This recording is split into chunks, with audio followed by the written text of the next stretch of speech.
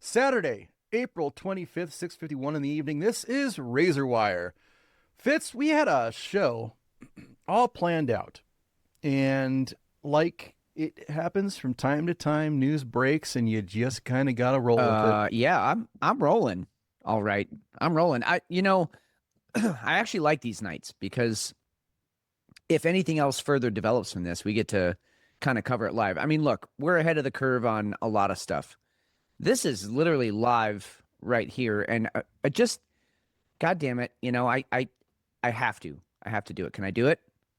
I'm gonna do it. Yeah, do it. This Do it. is why you need to be part of our chat. This is the live late breaking stuff that you get to be a part of live. You get to hear our reactions, but we also get to hear yours and see yours when you type into chat. Take the plunge, sign up on our Substack, and become a Razor Wire member. Because we need more members, McShane. My member is not enough, and your member is not enough, and Hefe's is probably enough, but we need more members. We do. We've got a lot of members in chat tonight, though. We do. I'm really happy about how many members. Yeah. We got. Susan, Speaker Michael Johnson. Oh God. Okay. Fantastic. Good picture of him running out of the ballroom. Yep. Give me a glizzy. I think you guys do this just to hear us say the Yeah. Oh names. yeah. And then correspondence dinner crasher. So we've got three in there. We've got some names to figure out as the show goes on. But I don't want to bury the lead too far because nights like this, like you were saying, we're gonna roll with it. It looks like there's another assassination attempt. Shooter at the is it the Hilton, Washington Hilton? I think that's right. And where the Correspondence Dinner, the Correspondence Association was getting together. And it looks like we have another shooting that took place. Trump is fine. He's out of the building. Nobody was hurt. We've got a lot of unconfirmed stuff right now. So we're going to kind of roll with things as it comes in. The whole night, not the whole night, I shouldn't say that. The night was a packed dock. We were over, I think by the time the dock was ready today, we were probably about 97 different stories across probably 30 different subjects. Yeah. And this just torched everything. So we've added a whole bunch. We'll get into that after first beers. But some of the stuff that happened this week was absolutely ferocious. Southern Poverty Law Center was taken to task, but they're being indicted. We're going to dive into that a lot because now with this happening, I feel like we were talking about how the Southern Poverty Law Center story was so overwhelming that it was almost a little too narrative-ish. And now we're compounding it with this. You found a story earlier that Politico is saying that Kash Patel is going to be kicked out. Plus, we've got a ton of other stuff that just a lot of weird stuff is happening. I'll just tell everybody right now, keep your head on a swivel. Yeah, big time. That's what I was just going to say. This is... We are. Have you ever been to an opera, McShane? Like a legitimate opera? I have. Yeah. There are several points in an opera, like a true opera that goes 3.5, 4 hours. Several points where you feel like the plot is building, and then things simmer back down, and you get a tragedy. You get a little side love story, something to bring you back to reality. But then at the ending, that crescendo really starts to build, and you can feel like this feels different. This isn't what we've experienced before. And I feel like we're at that point in the opera right now. I'm not saying we're crescendoing yet, if that's even a word. It is now. But it feels like the buildup here is, Venezuela was the start, and then, Iran, and now we have some really heavy stuff coming down legally with, like you mentioned, the SPLC. And yes, for sure, that's a narrative, but it's also one that needs to be explored. And it's like all of this shit is it's bubbling to the surface, and there's only, so much room in the toilet. And it just feels a little different. Well, let's go ahead and get into beers. Okay. I think we can just dive right in, start tearing stuff apart. And Mystery beer is from Ruse Brewing. And god damn it, I got caught with my pants down here. I did not look up their website. I don't know if they have a decent website or not. I'm doing that. I know you are too. But anyway, I like Ruse. Actually, I've been to their tap room up in Portland, and one thing I will say about them, they have really decent bar food for what it is. Really, really good pizza, which is saying something because there's no good pizza in this fucking state. But they're IPA heavy that I don't generally gravitate towards their beers. And I'm going to tell you right now, Right. I've poured an IPA here, and I'm even going to go further. And just from the smell of it, there's a lot of the grapefruity kind of sticky pine smell to it. So I'm even going to go further and say, and again, I'm not going out on a limb here. These guys do a lot of West Coast IPAs. I think this is another one of their West Coast IPAs. It's just what they do. So anyway, it poured beautifully. I mean, from there, let's just see what we got here. So that's Ruse, RUSE brewing.com. That doesn't sound good. It's great. We've got choking. It's so good. No, I love it. This is the best It's ever. so good. Thanks, honey. No, it's a West Coast, hands down. Really piney up front. Leaves that, like, did I just eat a bucket full of like hay taste in your mouth? Pine needles. Yeah, or pine needles. Yeah, exactly. Not pleasant. I'll tell you, I think it's probably it's not a 5%er. I think it's higher than that. And so I hopefully I at least get a buzz off of this thing.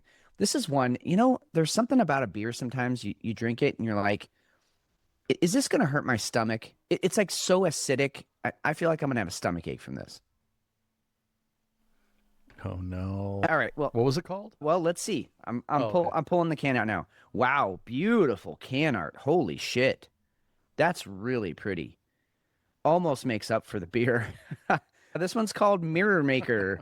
It's a West Coast IPA. What do you know? Hey, Fitz was right again. Dude, I'm on a fucking run here. I got to tell her to mix it up because these are too easy. 7%er, fruit, dank, and reflective is what it says. This West Coast IPA dives deep into a world of flavors. Fruit forward strata and punchy mosaic make this brew a perfect sipper for any occasion. I'm gonna have to, politely abstain from that vote. I look, it's for what it is. I mean, if you're going for, horse piss, they fucking nailed it, man. They did a great job. Just crushed yeah, it, they right? crushed it. Tough drink. We'll see. Okay, here's the real question. Am I gonna just pound this thing so that I don't have to have it in my mouth too long? Or am I going to try and sip it and make the pain not so much all at once? I don't know. We'll see. So I had a weird week last week, and my beers were definitely different. And tonight I'm going to do the same damn thing. Okay. I have a Energy City Bistro Pineapple and Lime Jalapeno Berliner Weiss. I'm sorry. What the fuck did you just say? Those words don't... Yes. They shouldn't go together. Say that again? Yes. Pineapple and Lime Jalapeno Berliner Weiss. You're going ape shit, dude. That's not a beer. That's you're pulling my leg. I don't know. It's I'm gonna have to give it a try. Okay. I mean, let's do it. Let's see how it tastes. That sounds wild, dude.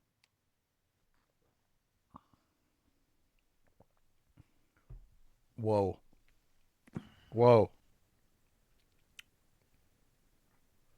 Wow. That is pineapple juice.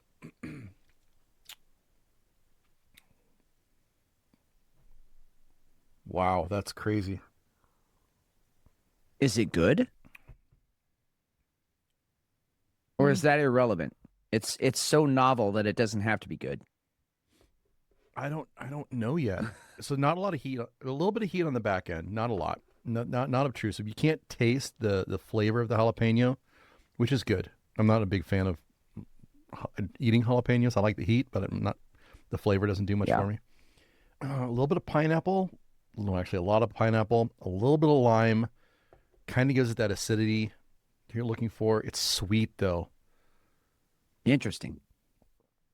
I mean, I like, It is so close to a shake. It's yeah, I like a sweet, and then the tart of the lime. I like that flavor profile, but you add the jalapeno in there, and that's just the weird part. I don't know.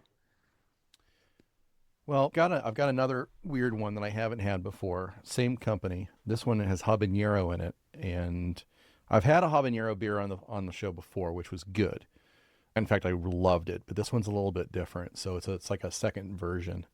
So we'll give that one a run second half of the show. All right, well, let's go ahead and get into this. Apparently, the story of the night: another assassination attempt or shooter at the correspondence dinner, which was already there's already a lot of trouble going into this one because you had a lot of protests going on with some of the press.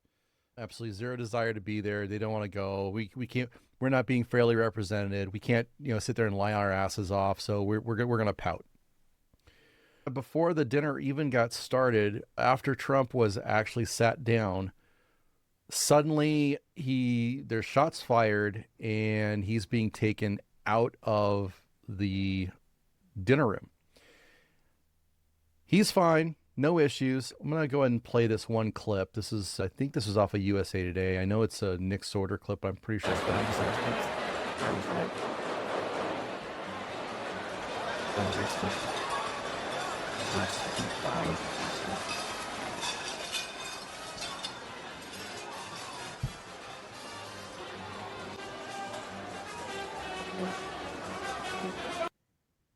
So the music's still on. Secret Service finally comes in. You see a couple of people at the table are putting their hands over their mouths, and then suddenly some seriously armed Secret Service come into the room, and they're armed to the teeth and ready to go.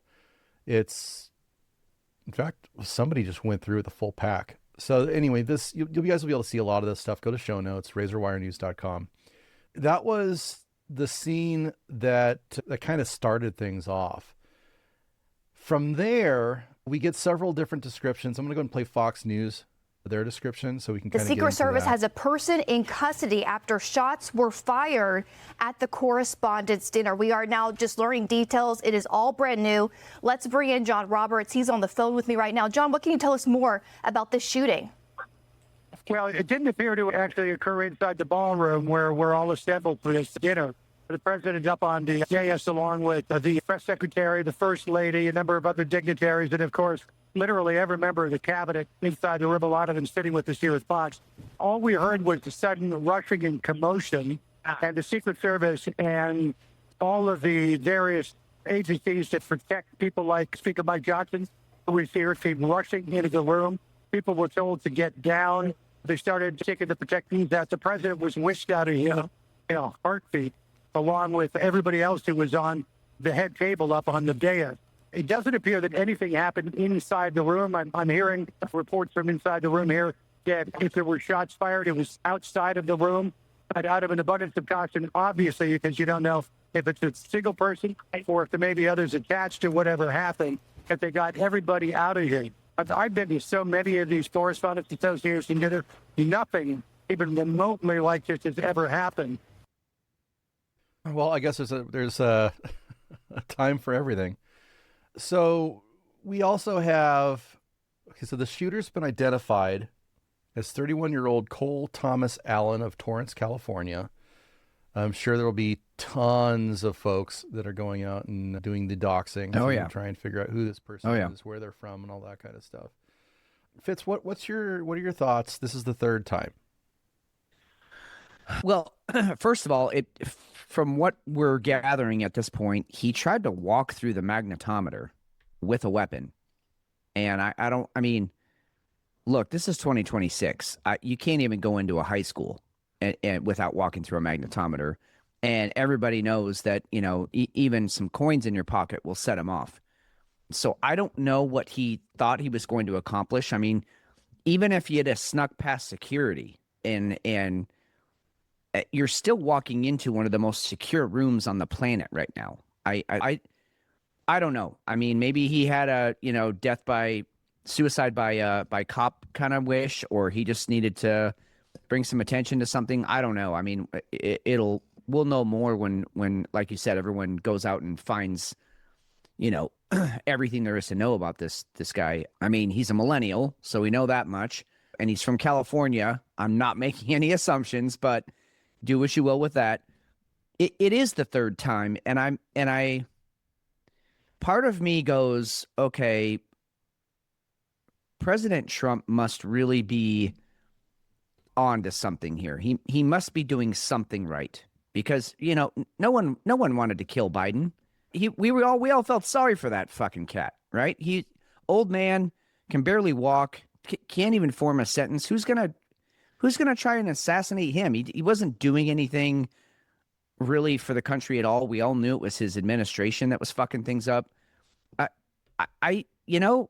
No one tries to kill a loser. Everyone tries to kill a winner. And so that's my first thought. My second thought is, maybe move the magnetometers outside. Why let the guy even in the building? But again, if you've got 3 or 4 layers of security, and as you mentioned, I mean, these guys came in armed to the teeth. You have to figure at the correspondence. I mean, everyone knows when this thing's going to be. So they lock down that building. There have to easily be 500 law enforcement agents there, between Secret Service, DC police, probably some National Guard guys. Those guys that came in, those were SWAT guys, special weapons and tactics. They're not coming in with sidearm, pistols, little pistolas to shoot at you. Those guys had assault rifles. And I guarantee you, those are not single shot assault rifles. Those things are automatic, fully automatic. And just from that sound clip that you played, it sounded like the idiot got off one shot, and then there were several shots following that. I mean, I just, and that's not even talking about the plainclothes guys that are in suits and look like you and me, and then they pull out a gun too. I don't know what you're trying to think. See, look, he looks alive there in that clip. He moved his head, so I don't know. It's all so up in the air right now. It's third time to try and kill a president. I mean, even Reagan, they only tried once. Yeah, and that's what I was just trying to think of. How many times has it happened for other presidents? I mean, Reagan was the big one. Yep. Hinckley, John Hinckley Jr. tried to kill him. JFK, obviously. You got Garfield, I think, was shot at. Lincoln. I mean, literally you can count on one hand the number of times that a president has either tried to have been or has been successfully assassinated while in office. And this is the third time now for Trump. And I don't know, dude. Are we watching a script? I mean, is this just more? We talked last week about if I make enough noise over here, then you're not paying attention to what I'm doing over there. Is this just another? I mean, look, the president was completely safe, and yet what are we talking about right now? We're talking about this shooter. Somebody shooting up the place. Yeah. I don't know. I don't know what to make of it all. I really, I am along for the ride, just like all of you. This just dropped. This is off of, looks like it's MSN Now. I'm going to go ahead and play this. The problem with this event is that it's very chaotic, it's crowded, and just as an example, as I was walking into the Hilton Hotel tonight with MS Now colleagues, I saw a person being escorted out wearing a ball gown that I believe was a member, I believe I recognized as a Code Pink activist, that protest group Code Pink. So a protester had put on a ball gown and kind of infiltrated the hotel. And that's the kind of thing that can happen in the chaos, because they're not screening everybody who walks through the door of the hotel, even though they block traffic for blocks around the hotel. So the security is uneven, essentially, and it's a chaotic situation, and there are thousands of people, some of whom are going to the dinner, and others are just onlookers, and others just probably staying in the hotel. But there are layers of security, and you're supposed to be able to at least show a ticket to the dinner before you get to those magnetometers, which are, again, just feet from the ballroom where the president was sitting. So someone from Code Pink, protest group that's run by that Singham guy out of Singapore. Yep. Yeah, and That's and nice. by the way, that guy's last comment is absolutely absurd. The magnetometer, which was just feet from where the president was sitting. I mean, if you want to get technical, everything is just feet from where the president was. I'm feet away. We're actually Yeah, just feet. there's enough feet that you could measure how far I am away from the president right now, dude. It's not like the magnetometers were within even a line of sight, let alone in the same room. That's a bizarre thing to say. What an idiot. Mike Davis, GOP Mike Davis, said that looks like one Secret Service agent was shot and is now being moved to, he's being transported to an area hospital. Yeah, shot in his vest. So I want to play this Carolyn Levitt clip that's just kind of, she really just said that kind of thing. This was a couple hours before Ready to rumble, is he not? He is ready to rumble. I will tell you, this speech tonight will be classic Donald J. Trump. It'll be funny. It'll be entertaining. There will be some shots fired tonight in the room. So everyone should tune in. It's going to be really great. I'm looking forward to hearing it. I love it. So there's going to be shots fired. Yeah, God, Isn't it problematic? it is, but people say that shit all the time. I mean, that's we've said it on this show where it's not like we're, shooting. I don't know. Yeah, poor choice of words, but I'm not chalking it up to anything more than that. I don't think she's I don't think she knew something. I don't think she's psychic. She might be a little psychotic, but she's not psychic. In touch with top officials at the White House. This is what I can tell you. And the details are actually pretty specific now, that the shooter charged the magnetometer closest to the front door, took a shot at a uniformed division service agent. And he, at that point, they don't know whether they haven't confirmed if he's alive. Yeah, the shooter is in custody, I'm told, at this point. Everyone is okay. And the last thing I can tell you is that, the White House does not want him to go back. I'm sorry, what? I'm having a hard time hearing.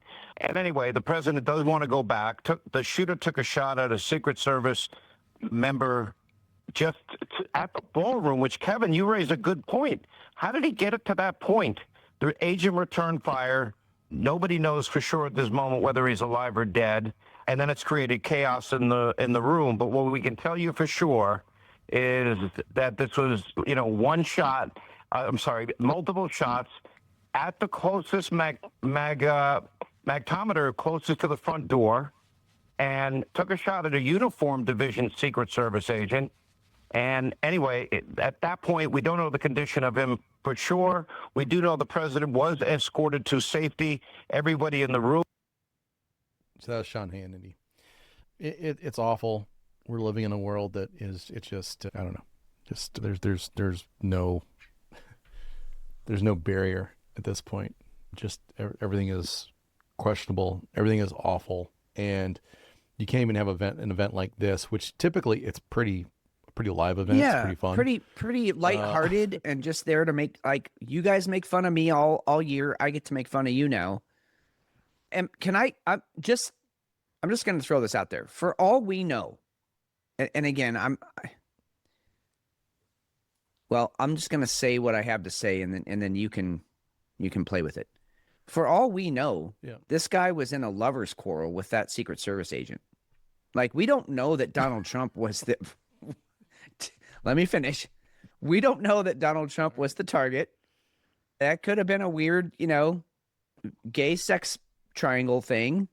You don't know.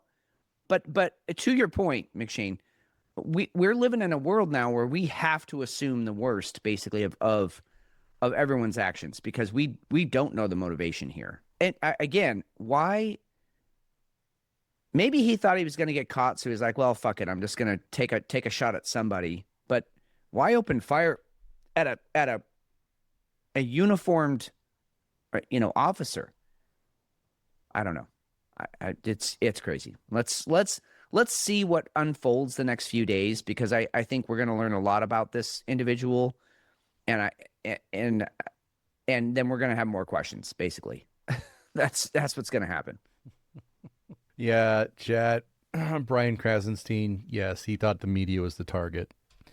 Yeah, he did. Yeah, it's one of the worst influencers. If he dropped off the face of the earth, I wouldn't miss him at all. He and his brother, Just absolute right? clickbait garbage. Both of Yeah, them. they're both of them. they're tiny little dwarf people who have a Napoleon complex and have to blame everything that's wrong in their lives on everybody else. Basically, conservatives.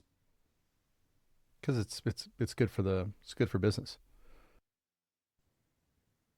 So let's talk about, and I think this actually segues perfectly. Yeah, it does. This point, You're right.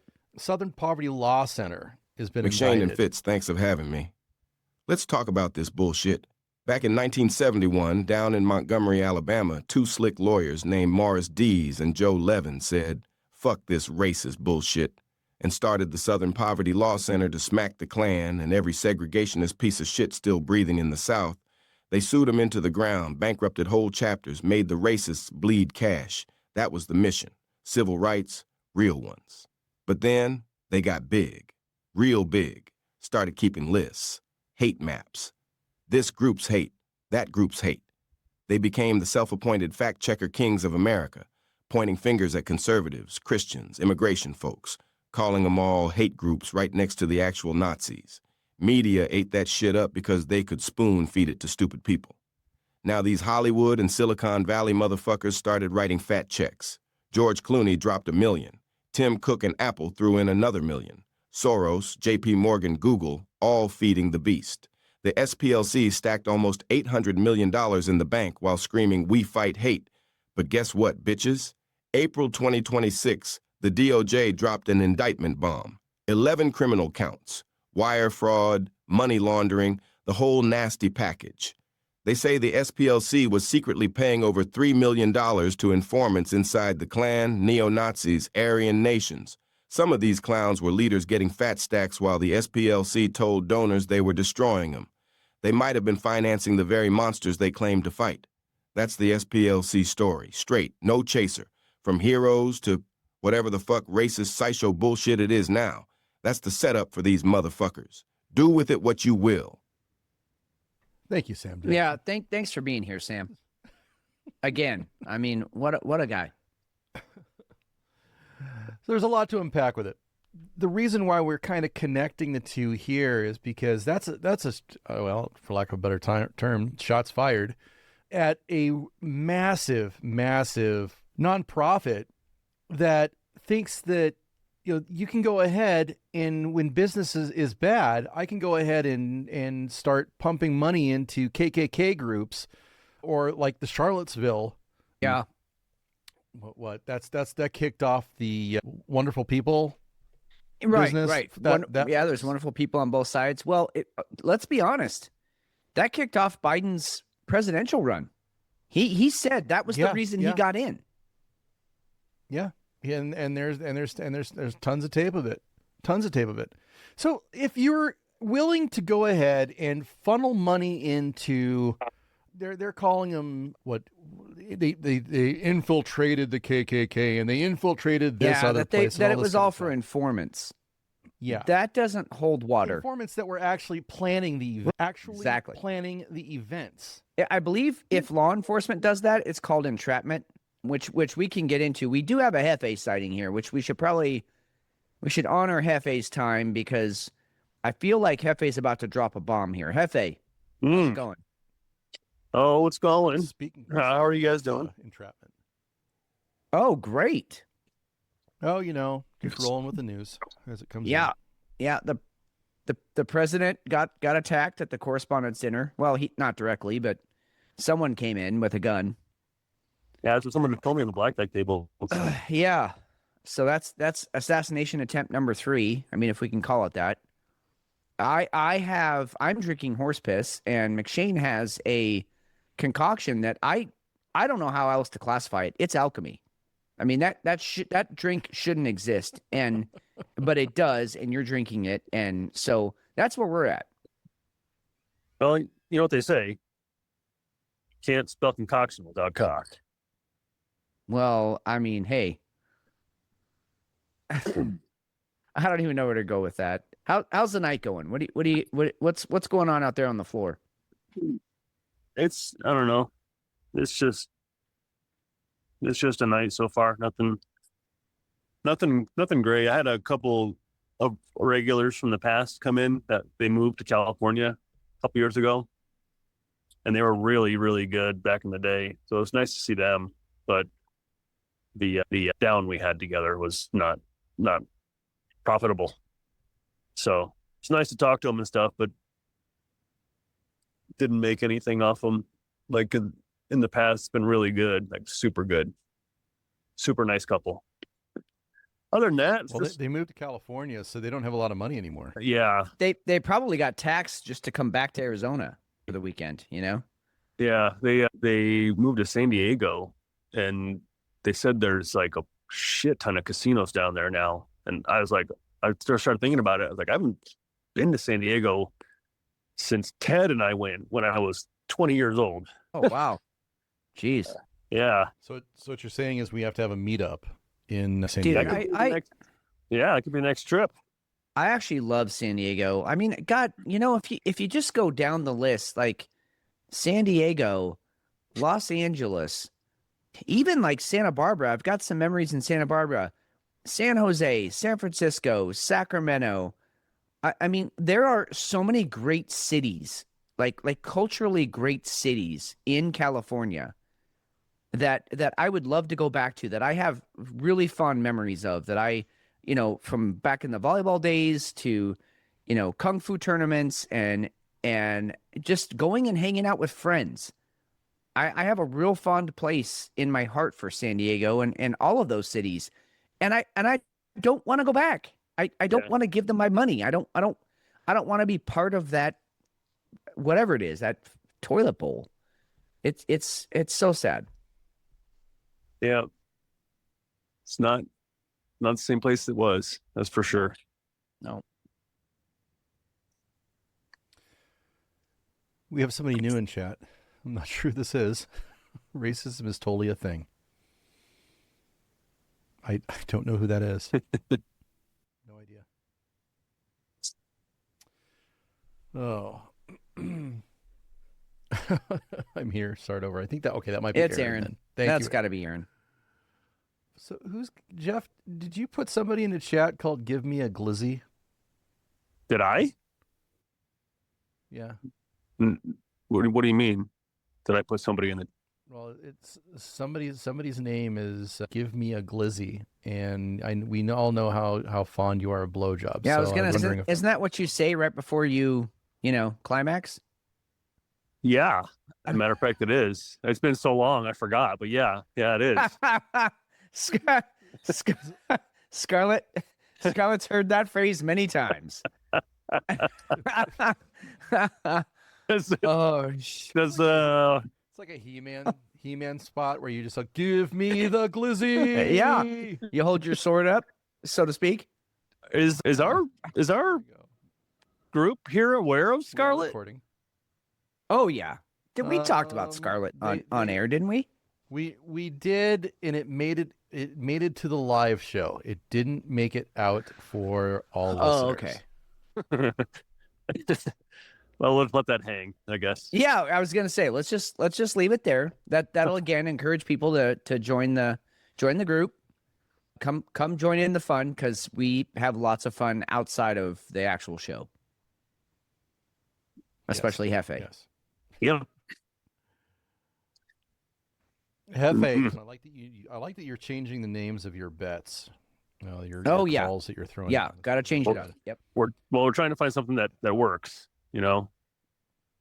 And What was tonight's? Tonight's was Fuck Vag, wasn't it? Fuck Vag, yes. Fuck Vag, which stands for I don't remember what it stands for. I gotta go back and look. I'm on it. Jesus, that was way back. Lots has happened since then. Yeah, so for everybody who's playing, Jeff does a lot of sports betting, and he is now naming his alerts. Okay, I got it. Yesterday it was tits, and now it's something different. All right, so Fuck Vag is the name of the, well, let's call it a process of trying to make money on sports betting. It's a method. It's a method. It's a method. Yeah, it's a method. And it stands for Fresh Unique Cash Creator with a K via Accurate Gambling. Fuck badge. Yeah, I mean, and that's exactly what it is. And tits stood for something else similar to that. But we're 1-0 today. We're 1-0. We're going to take X amount of dollars and make a parlay out of it that basically pays even money. And then once that hits, we're going to take that amount and roll it over to something tomorrow and hopefully double that and so on until I'm a billionaire. Double your money and make it stack, baby. Mm-hmm. I think Jay-Z said that. Yeah, he did. I'm sorry. I apologize. Well, My bad. I think he stole it from you, though. Well, yeah, I definitely was saying that back in the 80s. Yeah. So, fuck that guy. When he was still in the kitchen. Hey, bitch. Hey, Hefe, fuckvag.com is a open domain, and GoDaddy says it's a great name. So if you like, we maybe we can corner it for you if you want. Okay, well, let's give it another. Start putting your own sports. Yeah, let's give it another day or two. And maybe we'll see how tomorrow goes. And then before you post this show on Monday, maybe we'll get it before this goes out because tits. Okay. I believed in tits, and tits failed me. I believed in tits. Squirted milk all over my face, and not in a good way. But badge, fuck badge is the future. 1-0, undefeated. Well, I'm hoping this one squirts on your face too, but in a totally different way. So we're gonna roll it over tomorrow.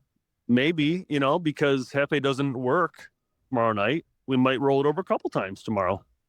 Get the early NBA games or maybe some baseball. I don't know. You never know. God. You never know which way Hefe is gonna go. You know what? I love rolling it over a couple times. You get different angles, different views. I love that. Yeah. I always thought I was flipping it yeah, over. Yeah. I mean, one thing. Are you making pancakes or are you, making babies? Come on. Oh yeah, it's kind of like making waffles.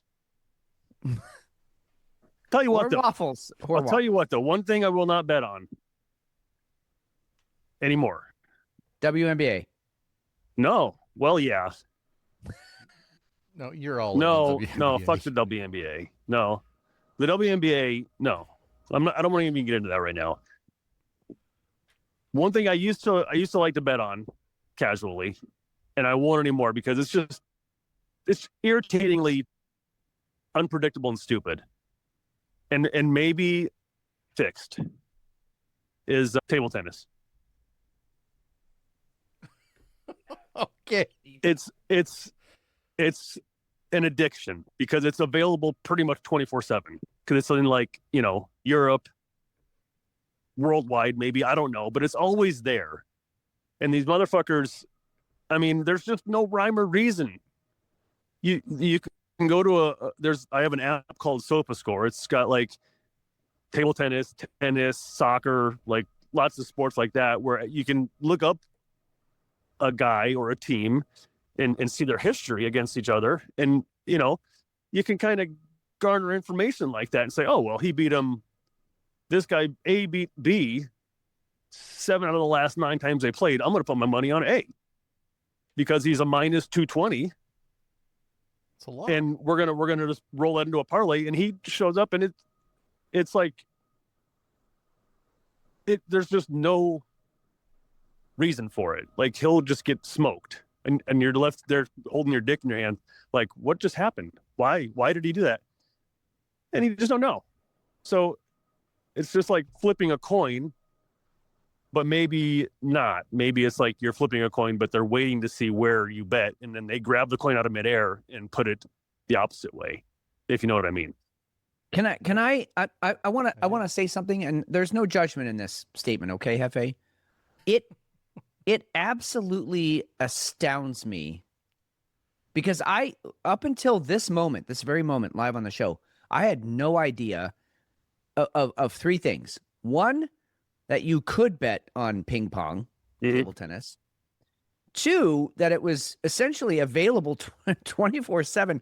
And three, that you're betting on it. Why would you bet on that? I mean, again, no judgment. I'm truly curious. What's the draw to even betting on guys playing with tiny paddles and a ball that weighs, a half ounce? I'll tell you exactly what the draw is. I have no interest in table tennis whatsoever. None. I don't want to play it. I don't want to watch it. The draw is that it's available 24/7 and it takes like 10 minutes. So if you want to bet and maybe win, maybe not, it's quick.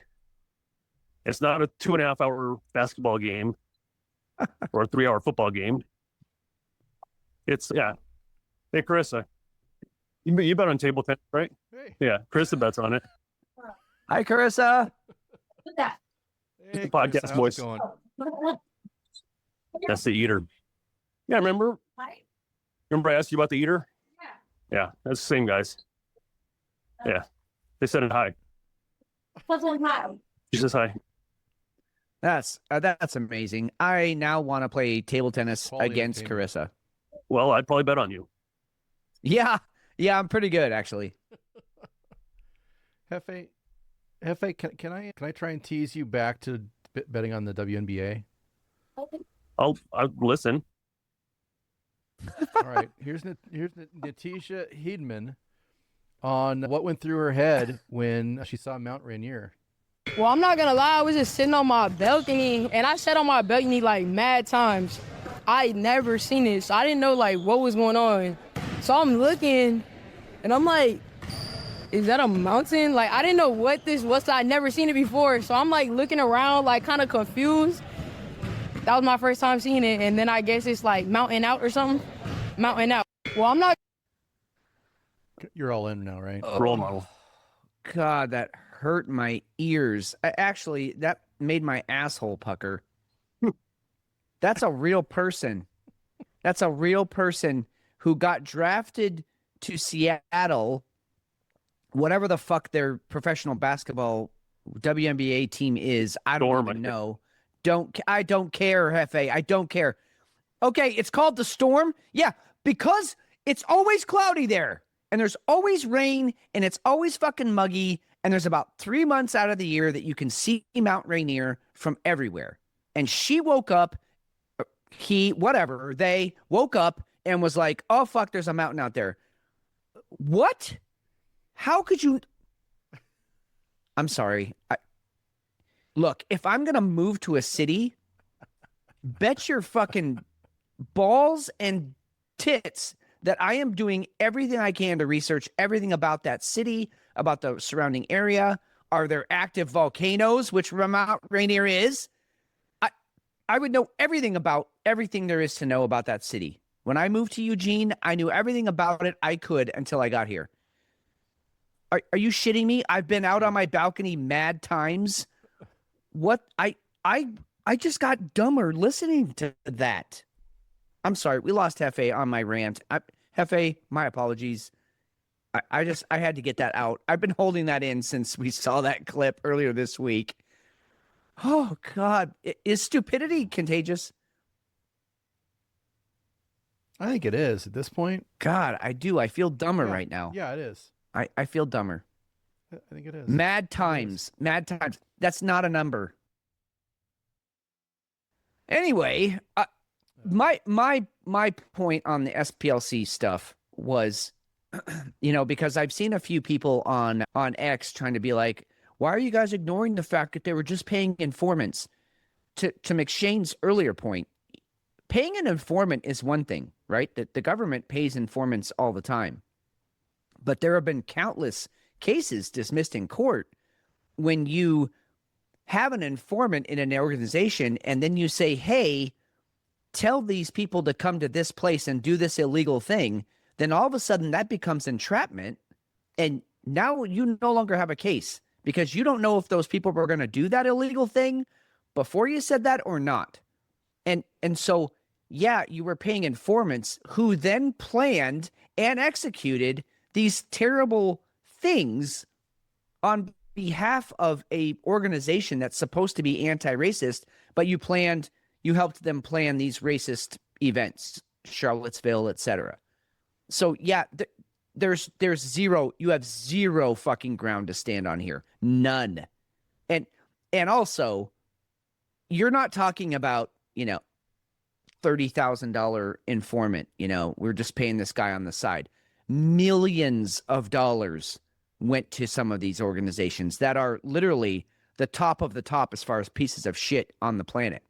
The most racist organizations out there, millions of donated dollars went to these organizations. No, you're all dirty, all of you.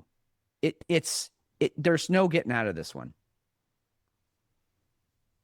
Here's Kash Patel's comments along with acting AG Todd Blanchet, which, remember, Bondi was just outed or kicked. She was just booted, 2 weeks ago? 3 weeks ago? Yep. And this is one of his first cases.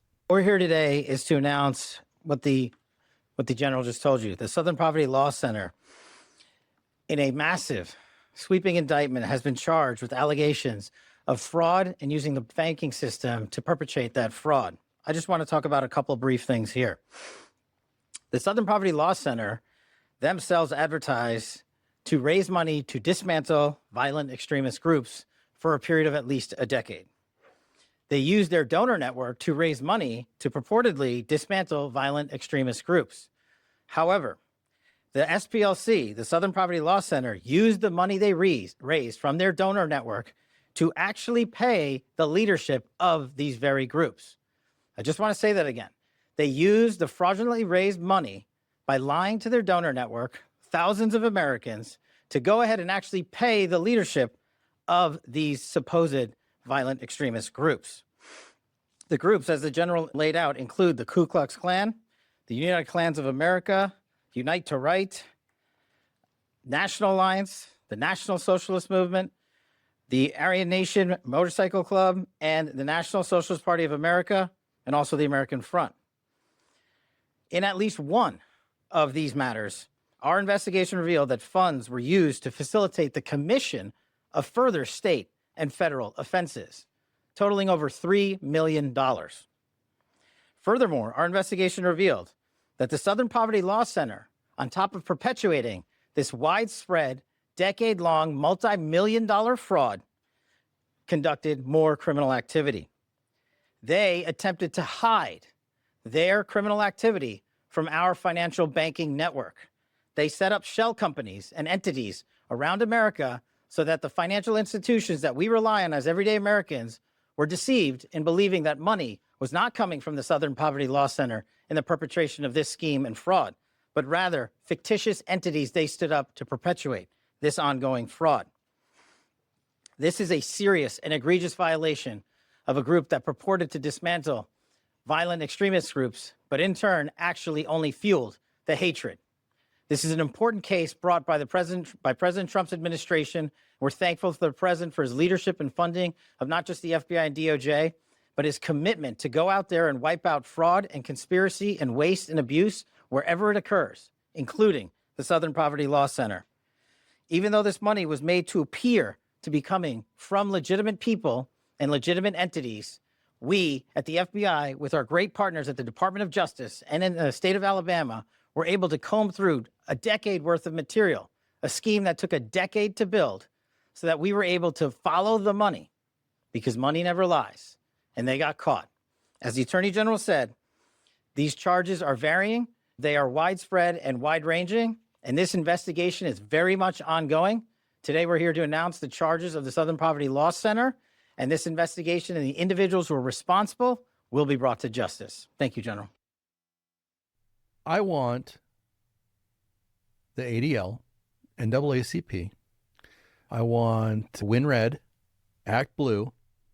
I want them all investigated. All of them. They are all on the take. Absolutely positive. In chat, no, when you're paying somebody like that, they're an agent. You're absolutely right. You're absolutely right. And correspondence dinner crasher, I'm just not convinced that anyone will be held accountable for anything. No, you're absolutely right to think that. Arrest or it doesn't matter. We say this every day. Arrest or it doesn't matter. Yep, exactly. 100%. And can I just say that this indictment does sort of validate some things for me, though, because when we had, Charlottesville, I guess I'll start there, but in the past, I mean, Rodney King was sort of the last, truly racist thing that I remember in our lifetimes, the last 50 years. That was so sort of obviously racially motivated. I mean, yes, there's been some one-off here and there. I'm not trying to minimize these things. I'm just saying, on a grand scale that like set off social fire. I don't put George Floyd in that. I just don't. Once I heard the history between that cop and George Floyd, that they went back to like high school and they had a feud back then. I really don't think that was a racist thing. I'm just not convinced that was racially motivated. They just, boosted him up to be this racial hero, even though he was not the best human. But as these things were happening, and we even talked about it on this show, McShane, I don't have a racist bone in my body. I don't know anybody who's racist. No. And so I just kept, my brow was furrowed the whole time when, oh God, the whole country's racist and everybody hates whoever, you fill in the blank, black folks, Mexican folks, Asian folks, whatever. And I'm like, who's hating so much? I am aware that there are groups, small groups, Aryan Nation, KKK, among others. I'm aware that these small groups exist. And look, on the flip side, there are, black power groups that hate white people too. So that sort of balances itself out. But on a grand scale, as a country, to be talking about the United States, that it is the basis of its creation is a racist creation, and that everybody here in America is racist. It was just shocking to me. I didn't see it. And so now we see this indictment and I go, oh, so the SPLC got too good at its job, and other organizations, that we actually did start to root out racism in this country on a grand scale, so that these groups were minimized, that they were small groups of just fucked up dumb shit individuals. And really, as a country, we're not racist. But you fucking idiots didn't want to go out of business. You needed to keep creating monsters to go fight in the night. And so you took the money that you were getting to create a false narrative, to create an imaginary monster that you could then go out and fight with all of your weapons, but only if I have all of your help. It's like a fucking church. Look, God is he knows everything about you. He knows everything about the universe, but he sucks with money and he needs your money to fight evil. So please, pass around that plate and let's get your money. It's the same fucking grift. But I will say it validates, because in my head, we are the least racist country, just by far. By far. And I mean, go to Japan. They're so outwardly xenophobic and racist. It's not even funny. China.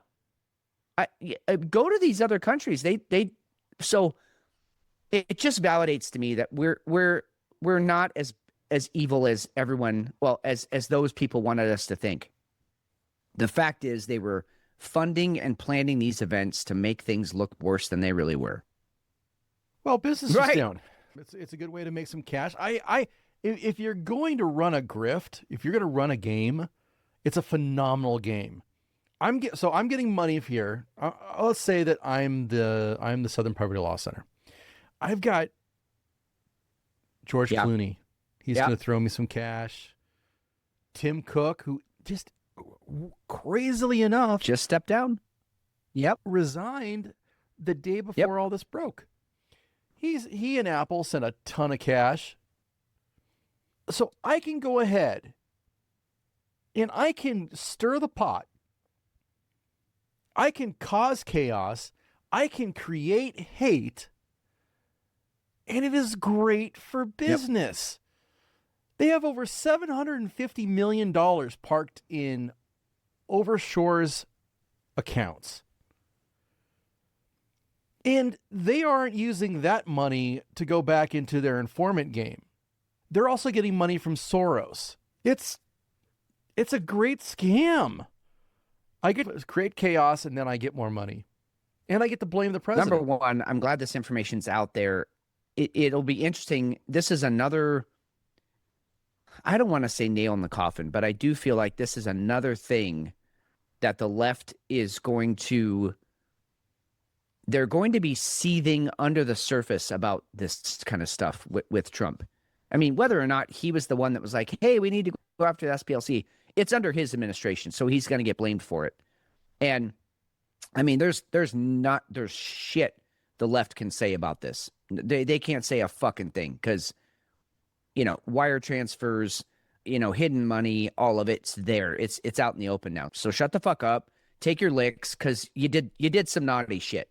But you think they're gonna let this go?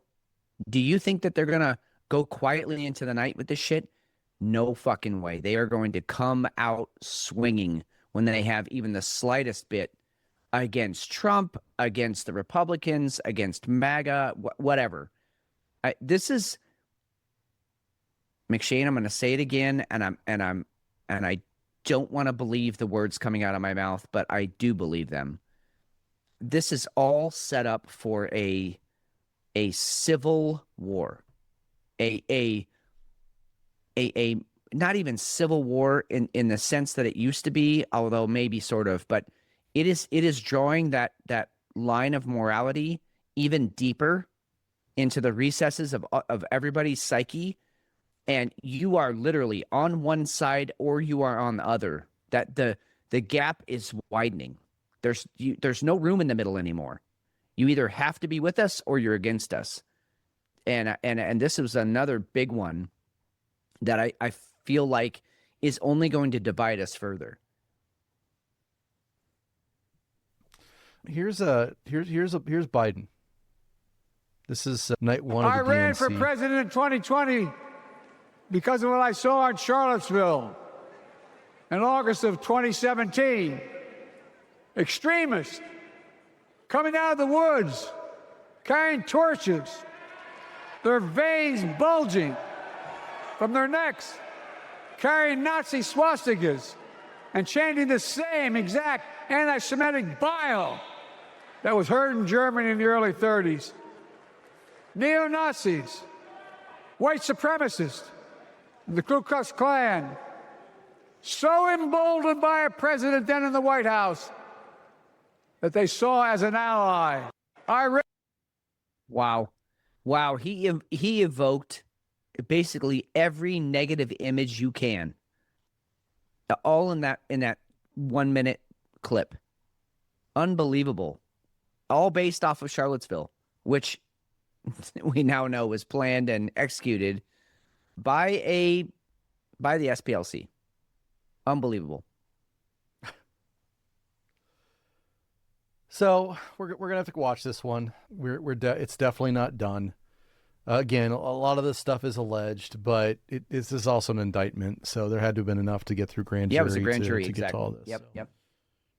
I want to see what's going to happen. ADL, CARE, CAIR, that group, NAACP, and NAACP piped up this week, and they had a little. They had a statement that's the kind of thing that you say when you're next. Yes, kind of yes. Well, and have you seen? I've seen a few. Well, shit. I don't know the right way to say it. I'll just say it. But I've seen a few sort of prominent Jews in the last 2 days really separating themselves from the ADL. Like saying, hey, just so you know, us real Jews, we don't endorse what the ADL does or anything that they're about, which I find interesting because up to this point, if you were if you were a Jew, you were pro ADL and everything that they're about. And just in the last 2 days, I've seen, I want to say 4 or 5 pretty prominent, either influencers, politicians, whatever, saying, I'm not cool with what they're doing. I don't want to be a part of that. I don't want to be associated with them, which is very interesting to me. And you can't associate a people or a religion with what the ADL does, political movement, or a political movement, or Israel as a government. Okay, yeah. You can't. There's too many. It's not a blanket 1-to-1 thing. 100%. It's not. You can't do it. And if you are doing it, then you are definitely anti-Semitic. But you have to take note of these things. When you've got groups like the ADL, which essentially they slap you on the hate list. You're a hate group, no matter who you are, as long as you're a marked entity. Hell, I think Elon was even on there at one point in time. But you have these groups, but then they suddenly, once you make a donation to the, you put something in my hand here. Yeah, well, we'll go and we'll take you off. Kiss the ring. There's reason to take you off the list. Kiss the ring. So, but you have places like Google, New York Times, all of these entities that are pointing to these different groups as, oh, the supreme fact checkers. No, you get to throw that out too now. And I think we'd thrown that stuff out a long time ago. I don't remember us ever quoting the ADL at all on our show, other than calling attention to some of the stuff that they've done or where there's been controversies. But in a case like this, yeah, you have to go through and actually rethink things. And Apple, and we've got a story on the dock. We won't get to it tonight, but it talks about how far left they are. That's good for business. Yeah. Well, and we know Apple News. I mean, it was aggregating, what was it, 98% liberal stories? So can I just, I'm gonna just say like an umbrella statement that we have definitely said on the show before. I think it's becoming more and more evident with each passing day. I mean, shit, the events of tonight kind of prove it. But the world, whatever world any of us grew up in, whatever world any of us hoped for, whatever world that any of us were sort of striving to help be a part of, that's all gone, dude. We not only do we have to grieve what we hoped the world would become, we are also grieving the fact that we don't know what the world's going to be tomorrow, let alone next week, next month, next year. Things are happening so quickly, and it's one of the narratives that we address on the show is like, take a zoom back, because if you get caught up in the minutia of any one of these stories, you're lost. You now have lost sight of the other 81 things happening around you. But the world has so fundamentally changed on us here. And I think a lot of people are rushing to catch up with that and are sort of waking up to that. But there's still a lot of people out there who are stuck in the fantasy of what they think the world should be or could have been or was gonna be. And it's gone, guys. Just get over it. It's gone. It's your favorite fucking car you ever owned, and it just got totaled. You're not getting it back. You can't rebuild it.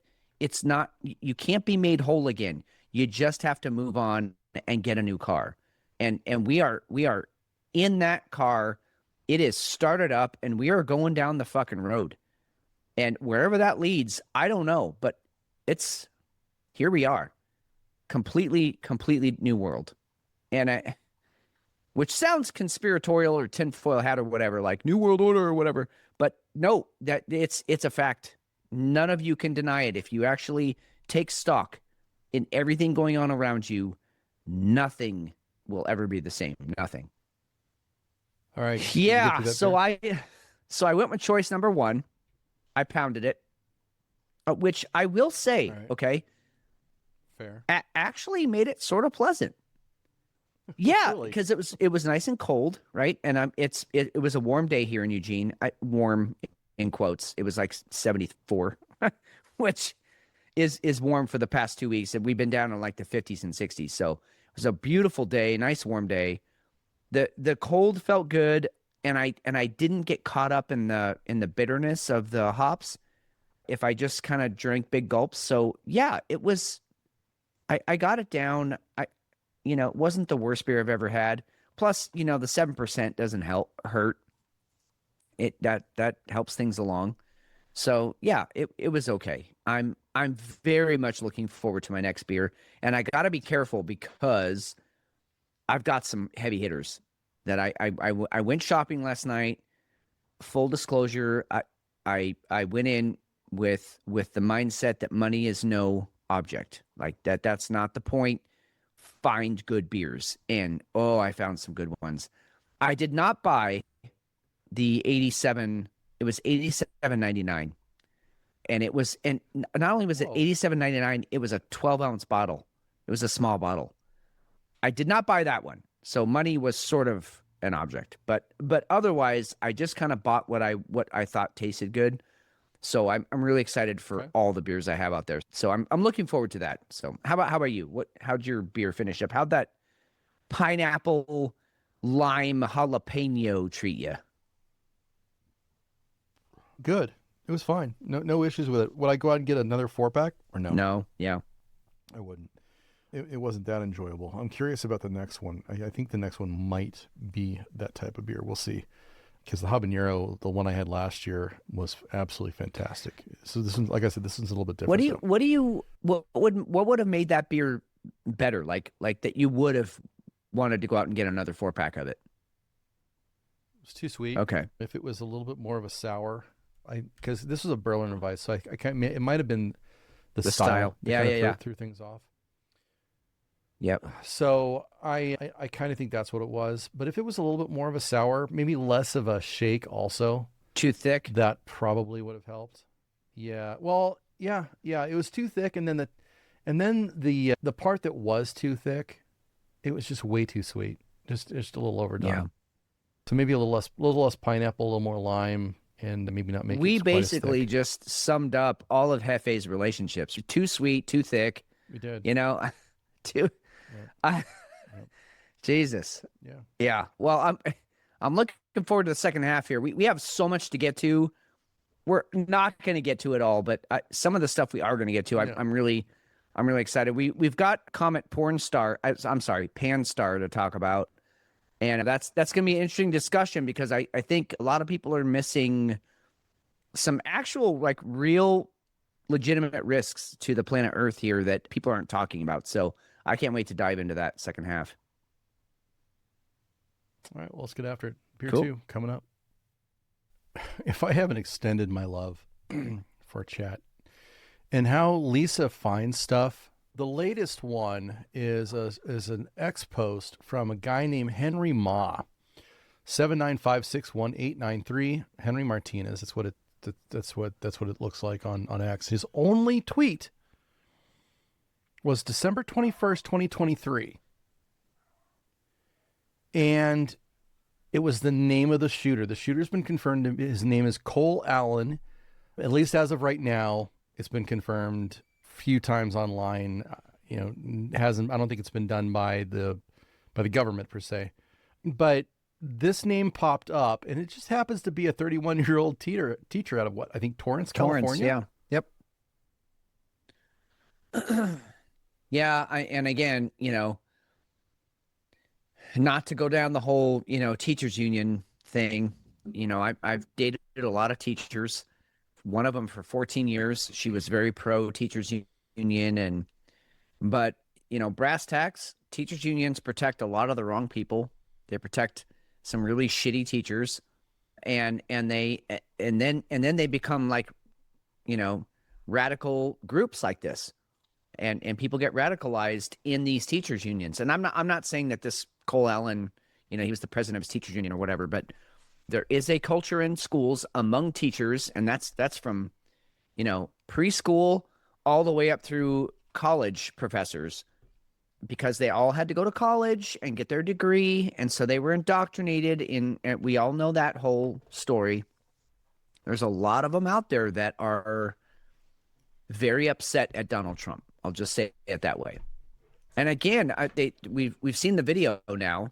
He basically got through the magnetometer. It went off, so he took off and shot a guy as he was running by, who got hit in the vest and still returned fire, which is impressive, by the way. Kudos to that Secret Service agent. I don't know how Cole Allen survived that, honestly, because he had about just in that one video, there was about eight pistols aimed his way, firing. I don't know how he survived, but he did, looks like. So in chat, Speaker Michael Johnson, he had a shotgun, a handgun, and multiple knives.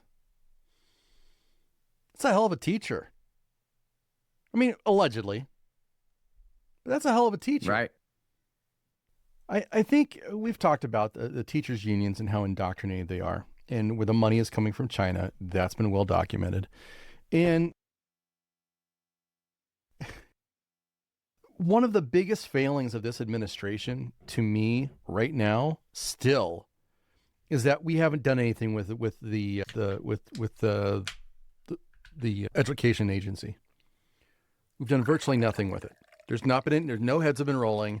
Yes, there's been audits. Yes, there's been stuff like that's happened, and there's been a few civil rights cases, but there's not a damn thing that's been done for getting some of the communist and the socialist bullshit that's going on. There's no audits that we can find that are being done, and those need to be done, that are causing whack jobs like this because they're so indoctrinated to go and do things like this. This is just horrible.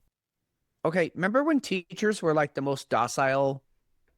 Even the males, like a lot of male teachers were accused of being gay. They're like, what are you gay? You teach them to second graders? And most of the profession was made up of females. It still is. And it was considered to be this noble profession that, was sort of apolitical. I'm here for the kids. I'm here to, educate the next generation and to put in my time. This is my give back to society. Teachers have never made a lot of. It was almost a noble. Right. It was. They don't make a lot of money. They don't drive fancy cars. They don't live in big houses generally. And we've been seeing a lot of radicalized teachers lately. It has now become an indoctrinated, a possessed. Is that it feels like a possessed profession. I think weaponized. There you go. There you go. Better word. For sure. It's absolutely weaponized. And if we want to be honest about it, next week, Chicago Public Schools on the 1st of May. There we go. You got it. They've let their kids know, you guys don't have to come in today. You guys can go ahead and go home. Come to this rally with us because that's where we're all going to be. It's not about the kids. It's not about the kids. It hasn't been about the kids for years. It's political activism. I told stories on it's indoctrination. We've talked about this on the show before, where when my kids are coming home going, hey, they really want us to go talk about transgenders and all this kind of stuff in school. Yep. We've talked about this on the show many a time. No problem. You want to be trans, knock yourself out. Leave the kids alone. You don't get to go into school with it. It's like religion. Keep the religion out. And that's not knocking anybody's religion. You go do what you want to do, but you don't have any business being there. Yep. Pull up politics. You don't have any business teaching kids about how horrible conservatives are. And conservative teachers have no right to be telling your students about liberals and how horrible they are. Now, you want to talk about foundations like socialism and communism and tell the truth about how horrible it is and about how dark capitalism has been at times. Sure. And how every country has an awful, awful history that they can't really run from. They just have to acknowledge it and do better. That's what school's supposed to be, not this kind of crap. Yeah, We should get to the second beers. Energy City Brewing Hop Pineapple Habanero Hazy IPA. Okay. You went with the pineapple tonight. I can appreciate that. I went with the pineapple tonight, and I'm really curious, really curious about whether they're able to actually pull off the IPA without it going full sour. Yeah. So This is going to be interesting. Very much a hazy. There's absolutely no doubt. Very foggy. Smells a little fruity. It definitely smells like an IPA, though. We'll have to see how much heat we're going to get and how much of the pineapple sweetness.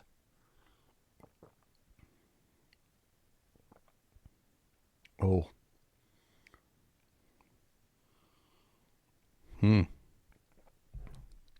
Yeah. Mouth feels wild. Yay or nay?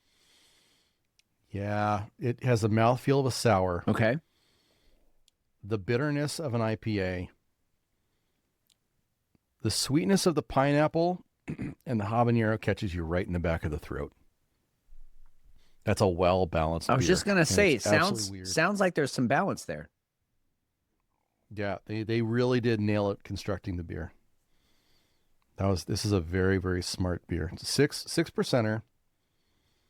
Nothing is overpowering. Nothing is overpowering. It's a 4-course meal though, right? So you start up front, you get the pine, you get the haziness, the IPA piece that goes into a little bit of the pineapple.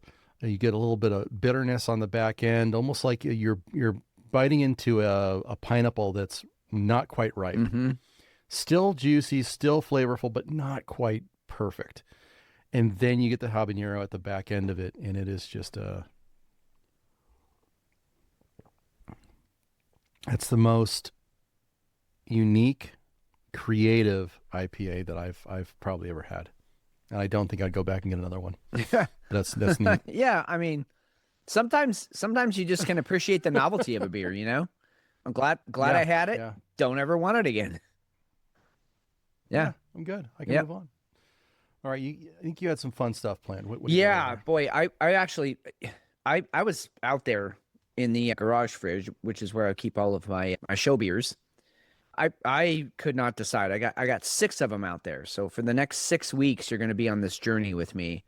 But I couldn't decide which one I wanted to start with tonight. I went with, I think, a solid choice. Fort George Brewing, again, one of my favorite brewers up here. They're out of, I can't think of it. Starts with an A. Astoria, Jesus, where they filmed Goonies. Astoria, Oregon, right on the coast up there right on the border with Washington. Great hangout, great place. We talked about that before. But they have a pretty decent stout, one of my favorite stouts that they make up here in Oregon, called the Cavatica Stout. Well, they've taken a page out of some other brewers that we've talked about where they take, sort of your base beer and then they start doing some stuff with it, right? So this is a Cavatica Stout, but this is the salted caramel Cavatica. So yeah. And the Cavatica usually is around like 6.5%, I think. This one, they popped it up to an 8.8%. So not huge, but definitely a respectable jump, probably putting it back in the barrel. But great brewery, great beer to start with. So I really hope they didn't fuck this up. It'd be very hard to fuck this up because I like the Cavatica to begin with. And to add some salted caramel, which is kind of one of my favorite flavors, I'm hoping this is going to be what I hope it is. And still hoping. So, FortGeorgeBrewery.com. You guys can go there. It's a fantastic little site, and their beers are really, really good. Unfortunately, we don't get any other stuff out here anymore, so I'm definitely living through you here. Oh, but the Cavatica is a fantastic stout, just as a base. Yeah, an easy stout. Easy stout, and what a stout should be, which is a smooth drinker, but it's still, it's stout for a reason. It's got some flavor to it. Fantastic version of this beer. Holy shit. So you've got the real robust, roasted, earthy tones in there, and then the salted sweet caramel comes over the top of it. Holy crap, this is good. McShane, I'm calling it. I think we have a sex beer here. Are you really? Oh, dude. It's that good. Oh.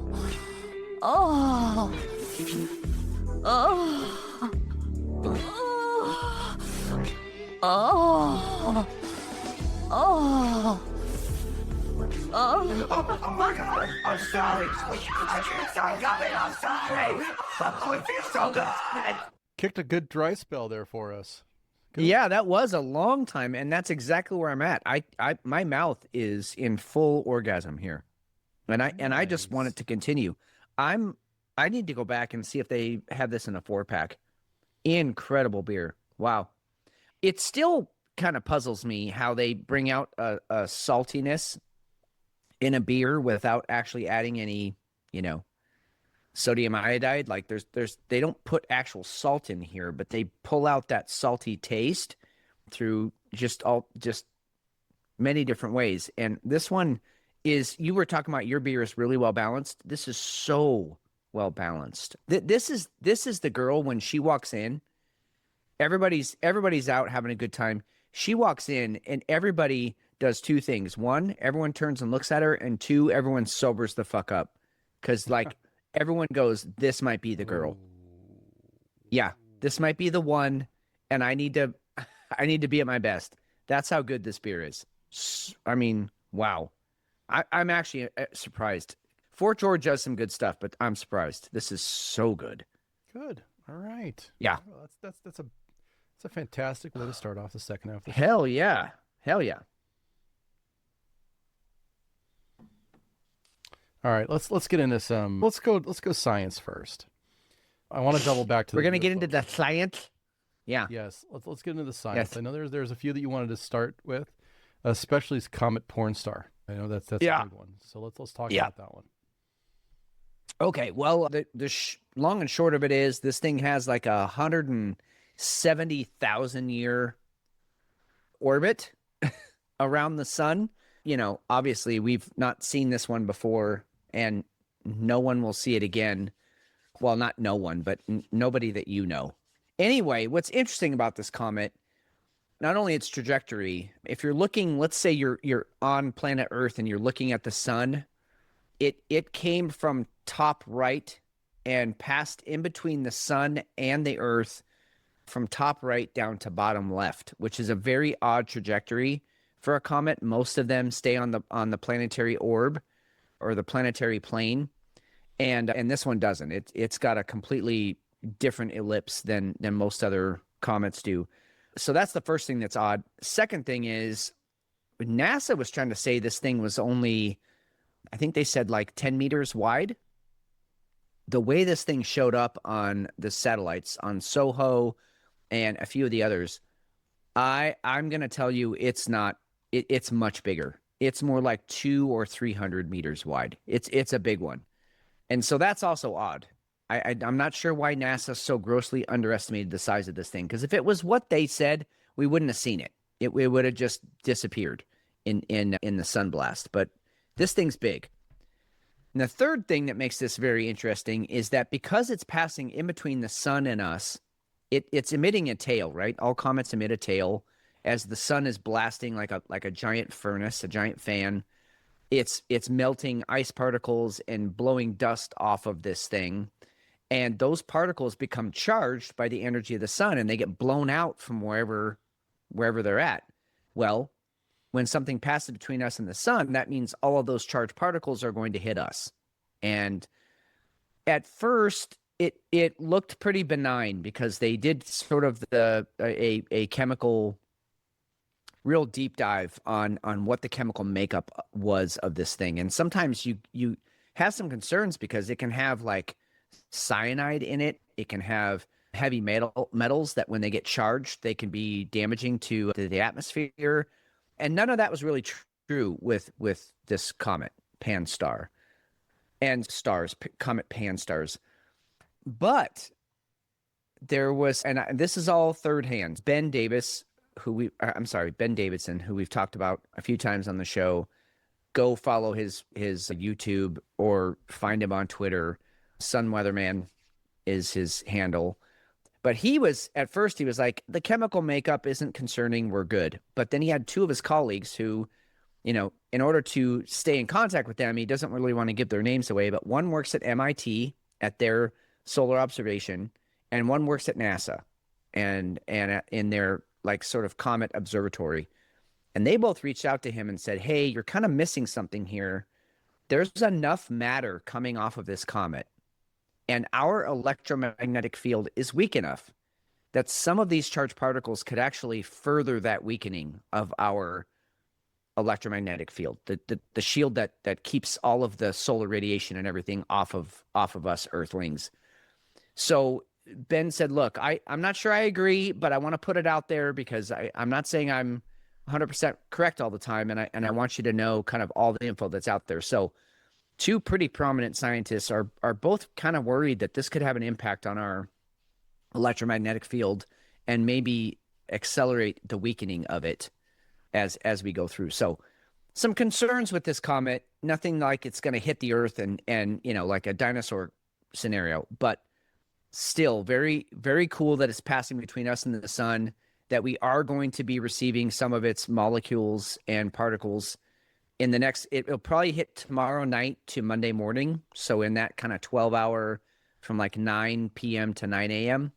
is when most of those particles will hit us from the tails. Buckle up, like you said earlier, head on a swivel. Kind of interesting stuff, though. Really, really cool to experience this. Again, nobody will experience something like this for a long time. It's pretty cool. Do we know if those individuals, his MIT NASA buddies, if they're still alive? Because there's been a lot of them dropping dead lately. Yeah. Yes, they are still alive. They are people who, and this is, again, Ben telling this, but people who have been sort of quiet dissenters in the astronomy profession of like, hey, we need to be paying attention to this, this, and this. And everyone's like, no, shut the fuck up. We don't want people to know about that, or you're full of shit. And so when they saw Ben starting to put out his YouTube videos and stuff like that, they reached out to him and said, hey, if you keep our anonymity intact, we will feed you like, info that only insiders are getting from kind of the high ups in the scientific community as far as space weather goes. And so he agreed to that. But yes, as far as I know, they're both still alive. They're doing their thing and still giving us good info and some stuff that, again, without people kind of doing the deep dives, we'd never even fucking know about this. I mean, the comet wasn't visible because it passed between us and the sun. It disappears. So the only way we'd know about this is if we have, satellites up there and we're looking at the sun and watching this stuff. Yeah. But they are still alive. Yeah. Allegedly. What? Ben's an interesting cat. I think a lot of his science is really, really good, and I don't have a lot to say that it's negative about him, other than I think he's a dick. Yeah. I mean, you can be a dick he fully really admits smart that. And give great information, because he does. Yep. What are the odds that he's a spook? Well, he's directly addressed this a few times. He's been accused of that. That was a thing. Okay. Yeah. He's been accused of that by a lot of people. Like, you're a plant and you're just trying to, lead us away from the truth, or, just spin up and sort of his answer to that is, please go back in my history. I'm an open book. You can look at my journey through, high school, through college. I've had zero contact with the CIA, other than they've contacted him about some of his videos to say, hey, we're going to ask you nicely not to put some of this info out. And he's like, you can kiss my ass. Like, take the middle finger, fuck off. And so he's posted stuff anyway. So I think he's anti-establishment and anti sort of narrative enough that I believe him. And again, could he be that good? For sure. I mean, there's no 100% proof anywhere, but I think, with all the narrative shifts and the spins that we've seen, he's pretty much remained. And also he's been really open and honest with his personal life. He and his wife, Kat, went through a tough time because he got obsessed with this stuff and she wanted him to not be. And so they got a divorce, but they're still co-parenting and they're making it work. She's wrote a bunch of children's books on space weather, which is also cool. She's gotten a couple of awards for it. So he's been really open and honest with everything. He's got nothing to hide kind of stuff. So again, could I be duped? 100%. But I tend to believe him. So we've got Chinese scientists disappearing. A nuclear propulsion scientist disappeared. An aerospace engineer's whole family died in an air crash. The anti-gravity scientist, that's a wild story. And she was even talking about having somebody using energy weapons on her. Yes, to the point she that was, because her shaking and she couldn't type and stuff like that. Well, her hands got burned. I mean, have you seen the video? Her hands are visibly red, like they got a sunburn. And it was just from her typing on her computer. It's wild, weird stuff. It's weird shit, dude. Yeah. Yeah. Two UFO experts died this week, and another whistleblower died. We talk about this all the time. It's pattern recognition. That's what we do. Yeah. Most of the time. You spot the pattern, then you go and you research the pattern, and then suddenly you come up with, well, that's what we've got. Okay, great. I don't know who this benefits, and I don't know if this is a China versus America thing, because that would not surprise me at all, or if we're just going ahead and removing people and putting them someplace before the big disclosure event happens, because that's supposed to be coming very soon. Yeah, or a combo of all three. I mean, this could be some, industrial espionage warfare thing where China's killing our guys and we're killing China's guys. And also there's some guys that know too much, so we want to put them in, witness protection or whatever. And then also some of them are like, fuck, I know too much, I'm going off grid. Like, it could be all three of those things simultaneously all happening. But like you said, the fact is we're up to 10, 12, including the Chinese scientists, 20, 25 people who are literally at the top of this one specific discipline. I mean, we would be very concerned if all of the world's top brain surgeons all disappeared at the same time. That would be concerning. We'd go, what the fuck? What did they find out? What do they know about the brain? Cancer. Or cancer. Exactly. The pattern recognition is there. These people all have a very specific discipline that they've gone to school and studied their whole lives. And now they're gone, and we'll never know what they knew for one reason or another, either death, suicide, disappearance, witness protection, who knows? But they're gone. We don't have access to their knowledge anymore. And that, I don't care who you are, that's concerning. So anti-gravity science and UFOs go hand in hand completely. Yep. And we're still dancing around the whole subject, and we haven't gotten to the point where anything's been divulged. Well, things have been divulged, but the people divulging them have been passed off as kooks and tinfoil hat.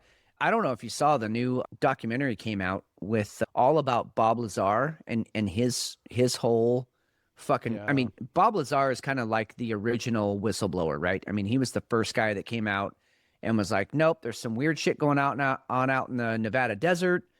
And when he quit the lab, he took people out there to film it, and he got in some heat to the point where he was, his life was threatened. His wife divorced him because she got an anonymous letter that he was cheating on her, which he wasn't, at least he alleges. And the interesting thing about Bob Lazar, he has never, in 30 some years, he has never changed his story. There have been no cracks in anything he said.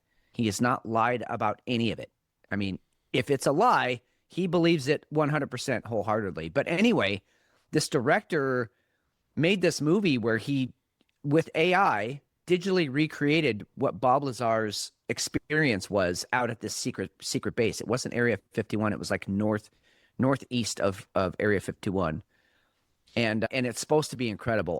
It's $9 on Prime right now. So if you're interested, I encourage you to go out and rent it. I haven't yet. I'm honestly, between you and me, I'm waiting for the price to come down a little bit, but I will pay for it. I do want to see it because according to Bob, it's like he saw the movie when they kind of finished it, and then he remembered more and more stuff because it was like jogging his memory. And so it's like pretty true to form what he saw. And it's some wild shit, man. It's some wild shit. It's UFOs here on the planet, and we've been fucking with them for a while. just rip the Band-Aid and get it over with. Can we Please? do that? Yes. Yes. I just wanted to be done with it. Great. Yes, we all knew this was here. Now can we stop the bullshit? That's all we got to do. Speaking of stopping the bullshit, Hefe. Yes. How's it going? It's going good. Hang on. All right. Well, hang on. All right. Sorry. I got to turn my Wi-Fi off because I get too far away from the building. Oh, okay. So I had this table full of golfers, and I usually, try to pick and choose my places. If they're all having conversations with each other, I'll chime in once in a while. But usually I just kind of pick my spots. Oh, this one guy was talking about telling the other guys he wouldn't believe these tits today. Some girl he saw. I don't know if it was on the golf course or where. Hi, I'm happy. And he kept going on and on about him. And finally one of the guys goes, well, like, what did they look like? Were they perky? Were they big? What kind of tits do you like? And I jump in and I say yes to all of it. Perfectly said. and they loved it. And I was like, okay, here come the tips. And no, nothing. No, nothing. Nothing? Not Because even they're for a golfers. comedic- Fucking Nope. golfers. Nope. Well, that's unfortunate. So yeah, it's a decent night though. Doing okay. All right. Well, good. Good. Did you have a farm report you wanted to hammer out tonight? Matter of fact, I have a farm report. All right. Well, let's hit the farm report.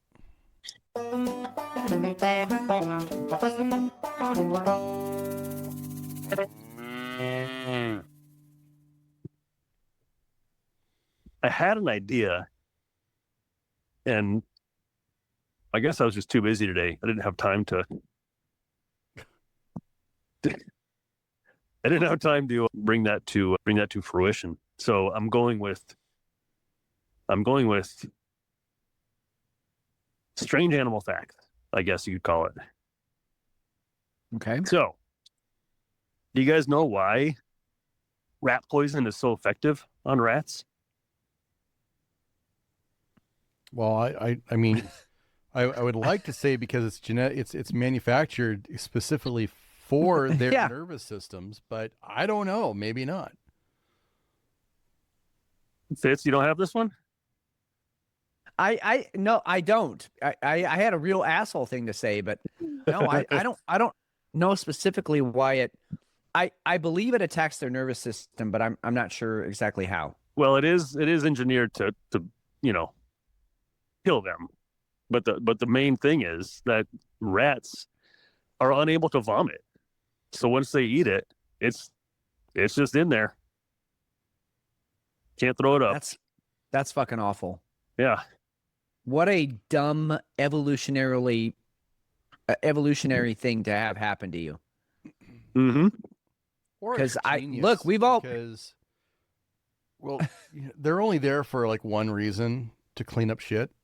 Yeah. And when they're done, all right, that's just, you guys don't get to puke. You have to die. That's it. Yeah, but I mean, if I couldn't puke, I would have died several times by now. And you guys were there for half of it. I think we all might have. Probably on the same night. Yeah. Yeah. There was- yeah. Exactly. There was a lady friend of yours, Fitz, that would go out drinking with us, and when we got back to the house, she would induce vomiting because she thought that would help her drive home better. Yes. Yes. Yes, she did. Yes, she did. She was a fucking pro, man. I mean, say what you want about that one. She was a pro. And speaking of our exes, some cuckoo birds lay their eggs.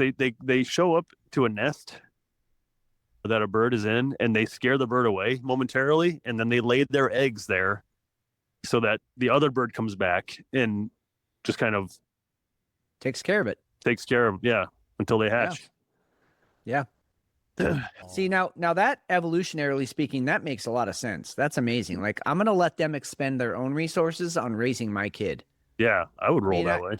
Wow, it sounds I suppose there's It sounds very similar to today's day and age and welfare in Section 8. Wow. Oh, okay. Cats and horses are highly susceptible to black widow venom, but dogs are relatively resistant, and sheep and rabbits are basically immune to it. Fun fact, Dave. It's fun fact. That's kind of, I mean, we're all so genetically similar, but there's some definite differences. Yeah. And you just, yeah. I mean, I from what I understand, that it's supposed to be a black widow bite to a person. It's supposed to be one of the most painful, 48 hours that you go through, because it attacks your nervous system, and all of the muscles in your back completely seize up, and there's no way to make them let go. You just have to be basically an invalid with your back completely seized up for 48 hours. If you survive it. Huh. Yeah. That's awful. And what is that? Yeah, terrible. Black widow. Really? Black widow. And I've had one of them. If I didn't have gloves on, I would have gotten bit by one. I reached under a cabinet to help my buddy move it. And as I'm, lifting the cabinet up, this thing just I must have crushed its nest or something. It comes running up my glove. Definitely would have gotten bit, but ended up dropping the cabinet so I could get rid of the spider. But yeah, I mean, it's supposed to be very painful. And lastly, do you know what tardigrades are? Tardigrades? Tardigrade. Oh, yes. They're fucking amazing. Yeah. The little water bears. Yeah. Yep. Known as water bears or moss piglets. They're microscopic invertebrates. They can survive the following, okay?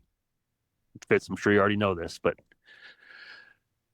300 degrees Fahrenheit, negative 458 degrees Fahrenheit, the vacuum of space, and pressure 6 times greater than the ocean floor, and more than a decade without food.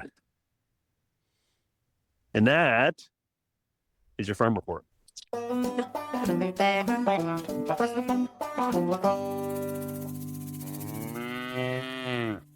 Wow. That's fantastic. Good job. Fantastic. Wow. From what I read, the whole concept of the clean room, you go into these computer labs, or the first clean rooms were in NASA, and because they didn't want any contamination with their stuff that was going to go up into space and do experiments and stuff, they created these clean rooms. Those clean rooms were designed to eliminate tardigrades specifically, because they were so hardy and so tough that they knew they needed to. I mean, if they could kill those things, everything else was going to be wiped out. So the first clean rooms were designed specifically against those little guys. They're amazing. Absolutely amazing. Life finds a way. It finds a way. It does. How's the show going? Good. Sure. I think it's good. The whole Trump shooting thing was definitely derailed a us. curveball. It was definitely a curveball. So we're kind of scrambling to get back from that. But everything else has been pretty good, though. I'm happy with it so far. I had our first sex beer in a long time. Oh, good. Or I'm actually having it, so that'll be good for you to listen to on Monday morning. Fantastic beer, holy shit! I'm literally slowing down on this thing because I don't want it to go away. I don't want it to end. Oh, you're taking your time. Yeah. Yep. I'm making love. Oh yeah. Yeah. Hey, you know who else is used to edging? Here's Lemon. I was like, let's talk about the White House Correspondents' Dinner. If you don't stand for something, you'll fall for anything. And that's why I am not in that room tonight, even though I was invited, because I don't want to sit in a room and pretend it's normal and sip champagne in black tie and ball gowns, pretending that this is normal when it's not. This is not normal Republican versus Democratic politics. The Trump regime is trying to take away press freedom. They are trying to kill the First Amendment. They don't believe in the First Amendment. They don't believe in freedom of the press. Otherwise, they would not be arresting reporters. They would not be searching their homes. They would not be taking their cell phones. They wouldn't be trying to investigate them because they write a story that you don't like about your girlfriend. All of those things. I can't believe the White House Correspondents Association invited them to be in that room. I don't understand it. I don't get it. You have to take a stand. And if you're in that room, you are co-signing this. You are complicit in normalizing something that should not be normal. Something that is really, what they're doing is unconstitutional. So I think it's going to be up to independent journalists to fight the good fight until we get our mainstream corporate journalists back in some way. So support independent journalists. Shut the fuck up. What? I'm gonna take Is this things that guy never fucking happened- serious? Things that never happened for 500, Alex. He did not get a Yes. fucking invite to the Correspondence No. Dinner. He's not a No. legitimate journalist. He's not in any case of the sense. He absolutely is not. And I'm sorry. He must have missed the entire Biden administration when they were absolutely going after the small guys who were trying to report big stories Every time. completely letting MSM, the mainstream media, say whatever the fuck. As long as they were towing the party line, they could say whatever the fuck they wanted to say. What a joke. And you know what the problem is that this fucking asshole gets on and says something like that, and there's people at home going, yeah, Don, you're fighting the good fight, brother. And they believe it. They think he's on the right side of history, on the right side of justice, and he's such a fucking liar. It's so infuriating. And I know, it's not worth getting my blood pressure up about or whatever, but also, can we just shut this fucking guy down? I mean, honestly, if Trump were anti-speech and dickhead, this guy would have just been completely banned from X. He wouldn't be allowed to even post what he just posted. Yeah. The fact that you're even allowed to say what you just said disproves your point, you fucking twat. Completely. Hefe, before you go, I want to get your feedback on this. Oh, I think he already left. I scared him off. Damn it. I know. Oh. God damn it. All right. My bad. We're still going to do it. I'm taking the hit on that one. Okay. That's all right. It was a good Let's rant, do it. though. I liked it. All right, here we go. This is Lamont Bagby, Democrat, Virginia senator. And listen, I'm almost too issue with the other side saying that we don't understand. But I grew up watching the Waltons. I grew up with Opie. I even watched the Dukes of Hazzard. I think I know a little bit about growing America. And then this douchebag looks around like people are laughing at me. Why? Why? He's not even done yet. Why? And people are laughing at him because he is dead serious. He grew up watching the Waltons. He grew up watching Opie, and he grew up watching Dukes of Hazzard. You racist piece of shit. You unintelligent. It escapes me how fucking retarded this individual is, and Democrats voted for him. And this is in Virginia. Yeah. Virginia. Where the CIA is and the FBI. Yeah, I mean, look, in full disclosure, McShane, I watched Slumdog Millionaire. And so I know what it's like to live in Mumbai. Oh, look at you. I know what it's like to swim in shit and to be in poverty. And I'm going to write a book on it, actually, based on my experience watching Slumdog Millionaire. So I hope all of you will read it because it's going to be exhaustive. I mean, I know what it's like. You know what? I grew up watching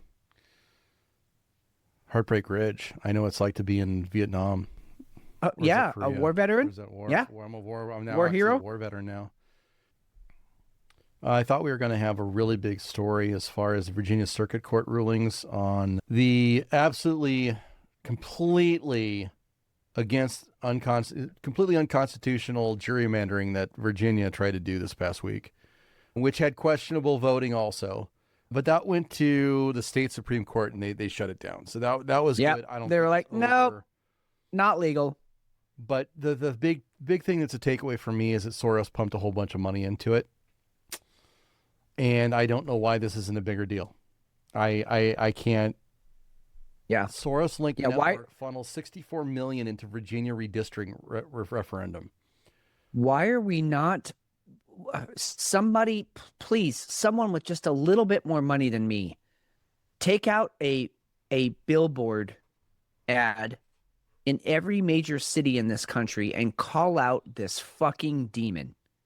Call out George Soros. List out all of the actions that he is funding that are completely anti-American, because all of them are.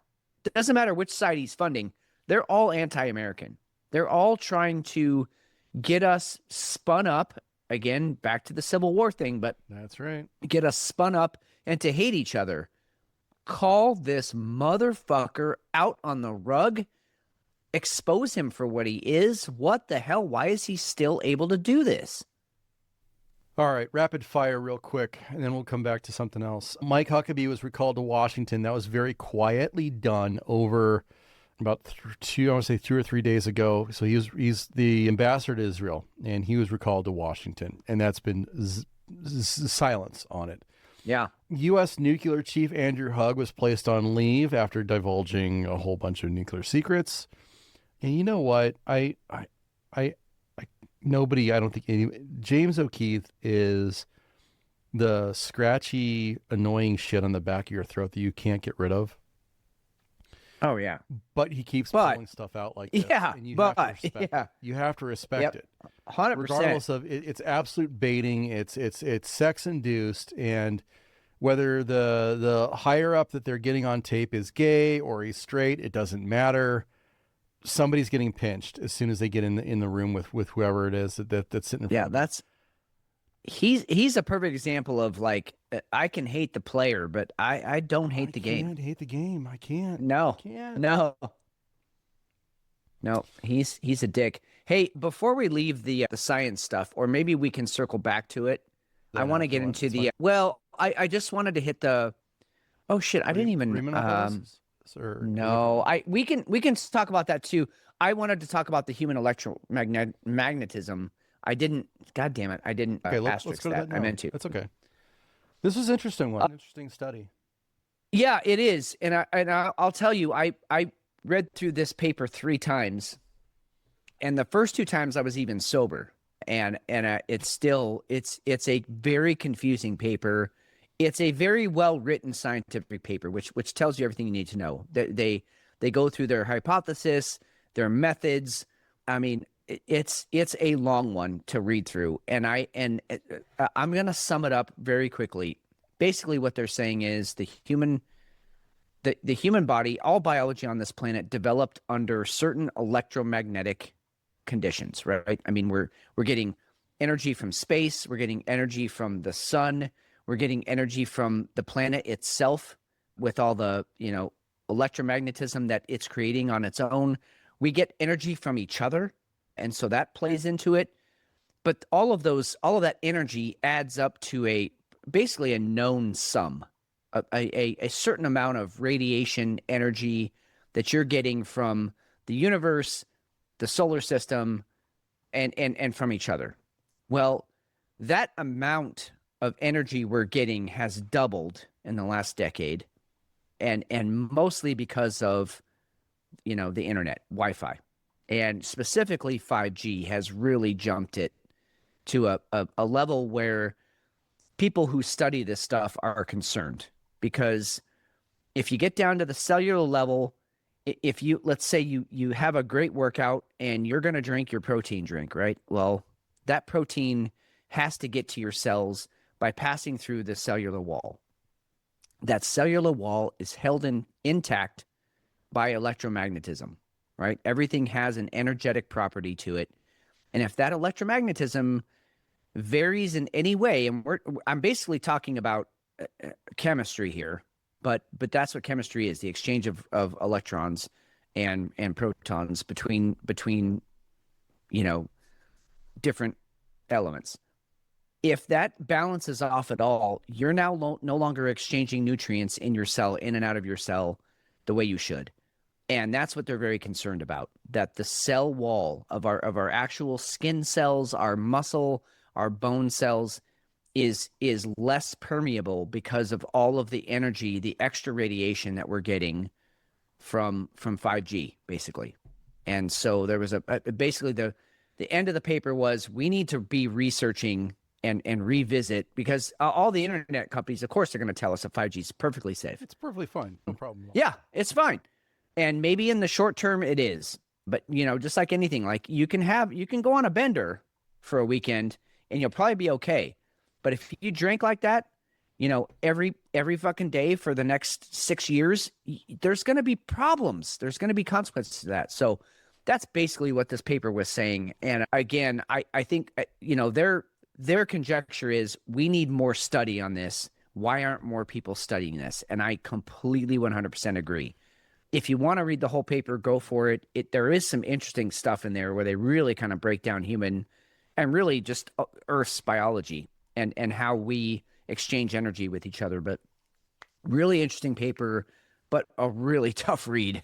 I'm telling you, that one was a lot to wade through. But I think it was John that found this one. And so thanks for finding it. And I did read it, and it was a really, really great deep dive. It's kind of strange to me that RFK Jr. hasn't said anything about 5G yet. I think that's coming. I hope it's coming.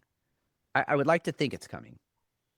I mean, it should be. He's been a pit bull on everything else, and Yep.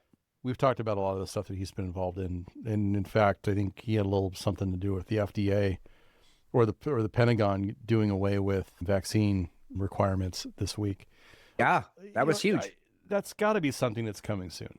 I would think so. I would hope so. But that's going to have a lot of ramifications when it comes to communications. That's going to have a lot of ramifications when it comes to national security. Stuff like that. I think that's going to be a tough one. But yeah, you got to protect your public. I mean, we got a lot of weird stuff happening. A lot of, I don't think a lot of it can be explained out by the COVID vaccine, but you've got decreasing fertility. Yeah, and that's all over the place. And I don't know that it's all only COVID. I think there's other stuff going on. No, for sure. I mean, the microplastics and all that. I think with something like, with COVID and the COVID vaccines, and even with the flu vaccine, I mean, the studies that were buried are now, open source and we can look at them now. But people who got the flu vaccine were 27% more likely to get the flu. And they were like something like 53% more likely to get other diseases like the cold or norovirus or, these other things that go around that time of year. Objectively, getting the flu vaccine is bad for you. Yeah. But with something like 5G, I don't know that A, there's been enough research, and B, that people are even thinking about like, oh, my low sex drive, or the fact that, I can't get my wife pregnant, or I'm tired all the time, or I've got this weird skin rash. I don't think there's not a direct correlation where you can look and be like, well, I did just get a new router in my house and now it's 5G and I have all these symptoms. I think that's a harder correlation for people to draw. And so we're going to have to do a lot more studying on it to really to validate this paper, but also to say, here's the specific shit that if you have 5G in your home or you're in a building all day with 5G, these are some of the symptoms that you can be looking for. I think there's a lot more that needs to be done on that. But I'm with you. I think that's next. And I think it's really important that we research that. The why isn't complicated. Too much money on the table. You're right.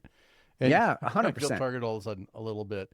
Because what it's going to come down to is going to be, well, I want my Gigablast. Yeah. I'm not in the moment, so I can't tell that my mentality, my responses and and how quickly my brain works isn't being, I'm not registering that, but I register how fast, my Instagram posts or, my X reloads, those are the things that I care about at this point.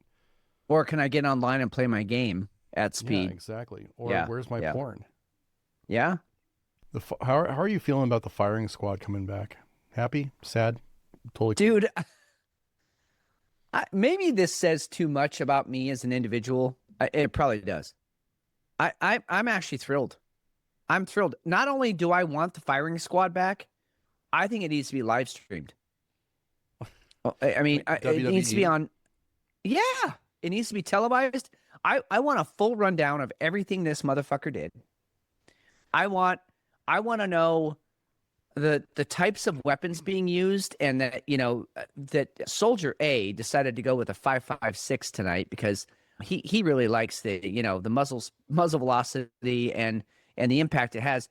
Soldier B decided to go with the whatever, the 9mm because it's the speed and whatever.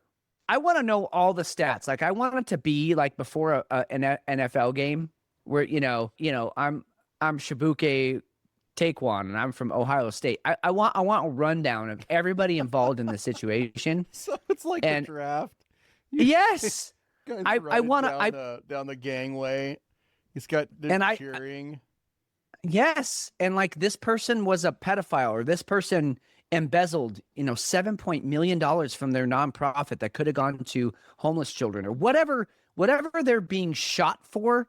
I want to know all of it, and I want it to be like a pay-per-view or something, because not everyone should have to be subjected to it, right? I mean, I don't want. It's an option. It's an option. It's optional. Yes, you have to pay to play, but fuck, man, I'd pay for it.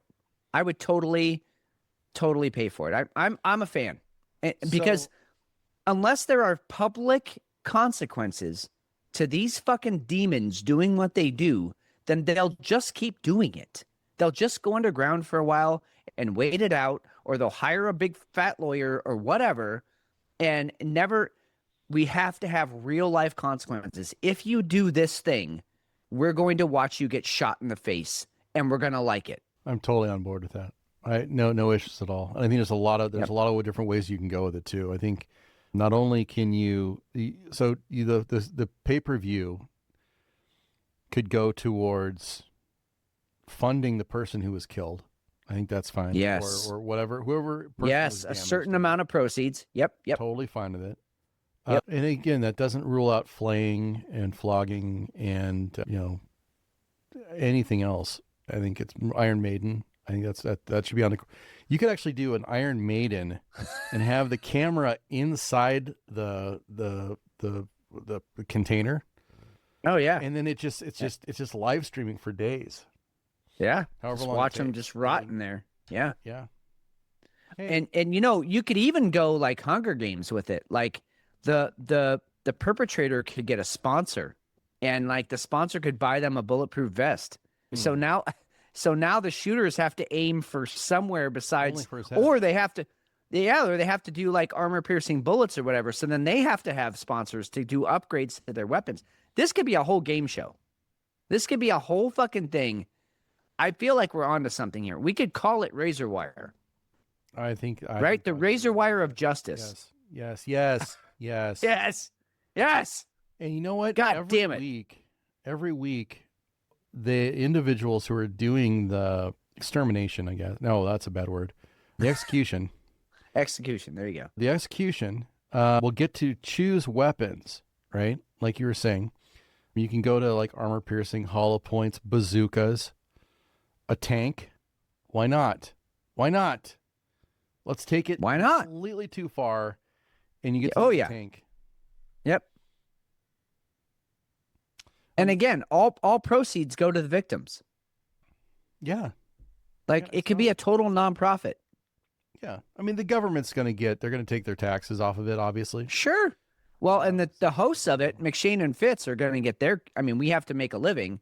Yes. But beyond that, everything else goes to the victims. It'll be a lot like Running Man. Yeah. That's what I'm thinking. Running Man. Way less complex. Yeah. You're just. Slash Hunger Games. Yeah. Hey, do we? I think we have a reason maybe to retire in Minnesota. Okay. Governor Walz. This is his statement today.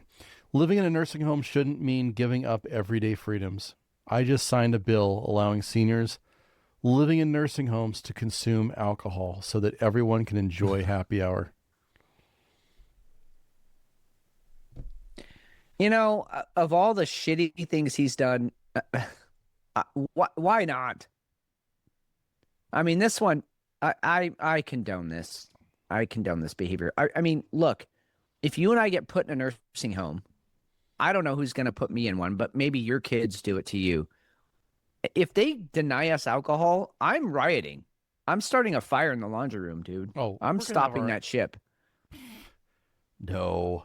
We're gonna have our own. We're gonna have our own bar in our rooms. In our rooms, exactly. From room to room to room, and it'll be a full bar, and it'll be we'll keep it cash maybe, or we'll do a Venmo, which is fine. Little extra scratch. We'll move it from room to room. Yep. And the horny seniors are just gonna come in, grab it, and go about their day, or hang out in the room and party with us. Who knows? But it'll be like a little snack store. They come in. Oh, yeah. We'll have snacks, some really good peanuts. I said peanuts.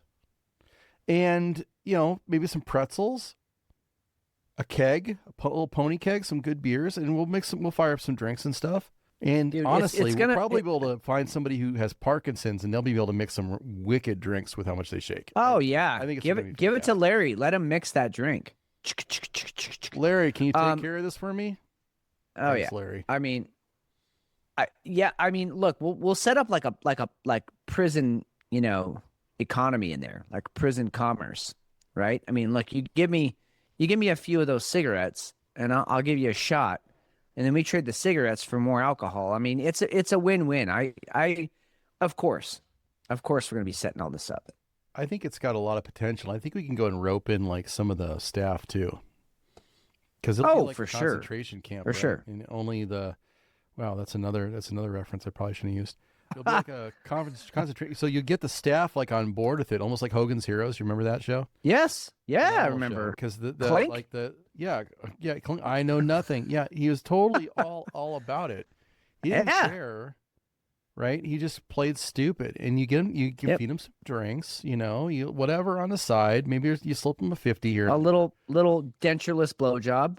I mean, hey, what's good for the goose is good for the gander. I think we can make this really work, and I really appreciate Tim Walz for bringing that. Signing that. It's an outstanding idea. Outstanding idea. It truly is. It truly is. Is there anything else you want to take down tonight, or you want to wrap it up? I'm just kind of looking here. Yeah, I mean, I think we covered.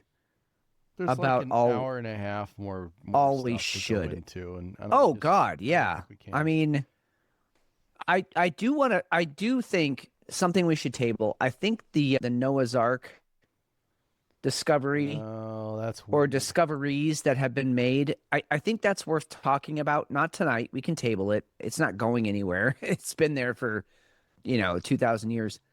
But that's kind of wild stuff, because the more they discover, the more it directly correlates with what the Old Testament talks about. So I think, there's a lot of people out there that are, flood deniers. They're like, oh, well, it's just an allegory for, life wipes you out sometimes, and you got to. No, there's literally a flood narrative in every major culture on the planet, and they all happen about the same time, about 2,000 years ago. No, there was a giant flood that pretty much encompassed the whole planet, and so just stop and let's actually look at the evidence. Let's stop looking at these things as purely fictional. I'm not saying they're all truth, but they're not pure fiction either. There's a little bit of truth, as you always say, McShane. There's truth in the middle, and I think we need to look at that. But they've been finding tunnels and shit under there exactly described in the Bible. Kind of wild stuff. Pretty cool. Which beer are you taking to bed, Fitz? Oh, I mean, I think it's clear. I'm taking the Fort George, the Cavatica, the salted caramel Cavatica. I honestly did not think you could make a beer that good that much better, but holy shit, fantastic. And I full disclosure, I'm probably about 2/3 of the way done with it. I still have quite a bit of this left, and I'm enjoying every sip of it. So definitely taking her to bed. So good. What about you? Definitely the hot pineapple habanero. Very fun beer. Really, really good idea. The one I had last year was for sure a sour. Very, very similar. And it was a pineapple habanero and very, very similar. They just decided to go with this one. They went and made an IPA and hazy. Really, really good job. They chose a great style for it. They didn't get too cute. They went ahead and put something together that was going to accept the bitterness, but still have the playful sweetness and then that little bit of heat at the very end that really made things fun. It's a fun beer. Totally a fun beer. Nice. Maybe I'm going to upgrade to once a year. If I can find it again next year, I'll do another next year. Okay. Fair enough. Well, a lot was talked about tonight. We appreciate you guys sticking with us. RazorWireNews.com is the website. Go there. Join us. If you subscribe, $5 a month, you guys will get all of the chat, the internal chat, the signal chat. You get the live show, the after show, all the research that we do. The shows are early for you guys, plus video. And no ads when you get the content. And I've heard that that's one of the things that are really good is that there's no ads when we post it to Substack. So please check us out. I am Steve McShane. I'm Fitz. Think critically. Act accordingly. We'll talk to you soon.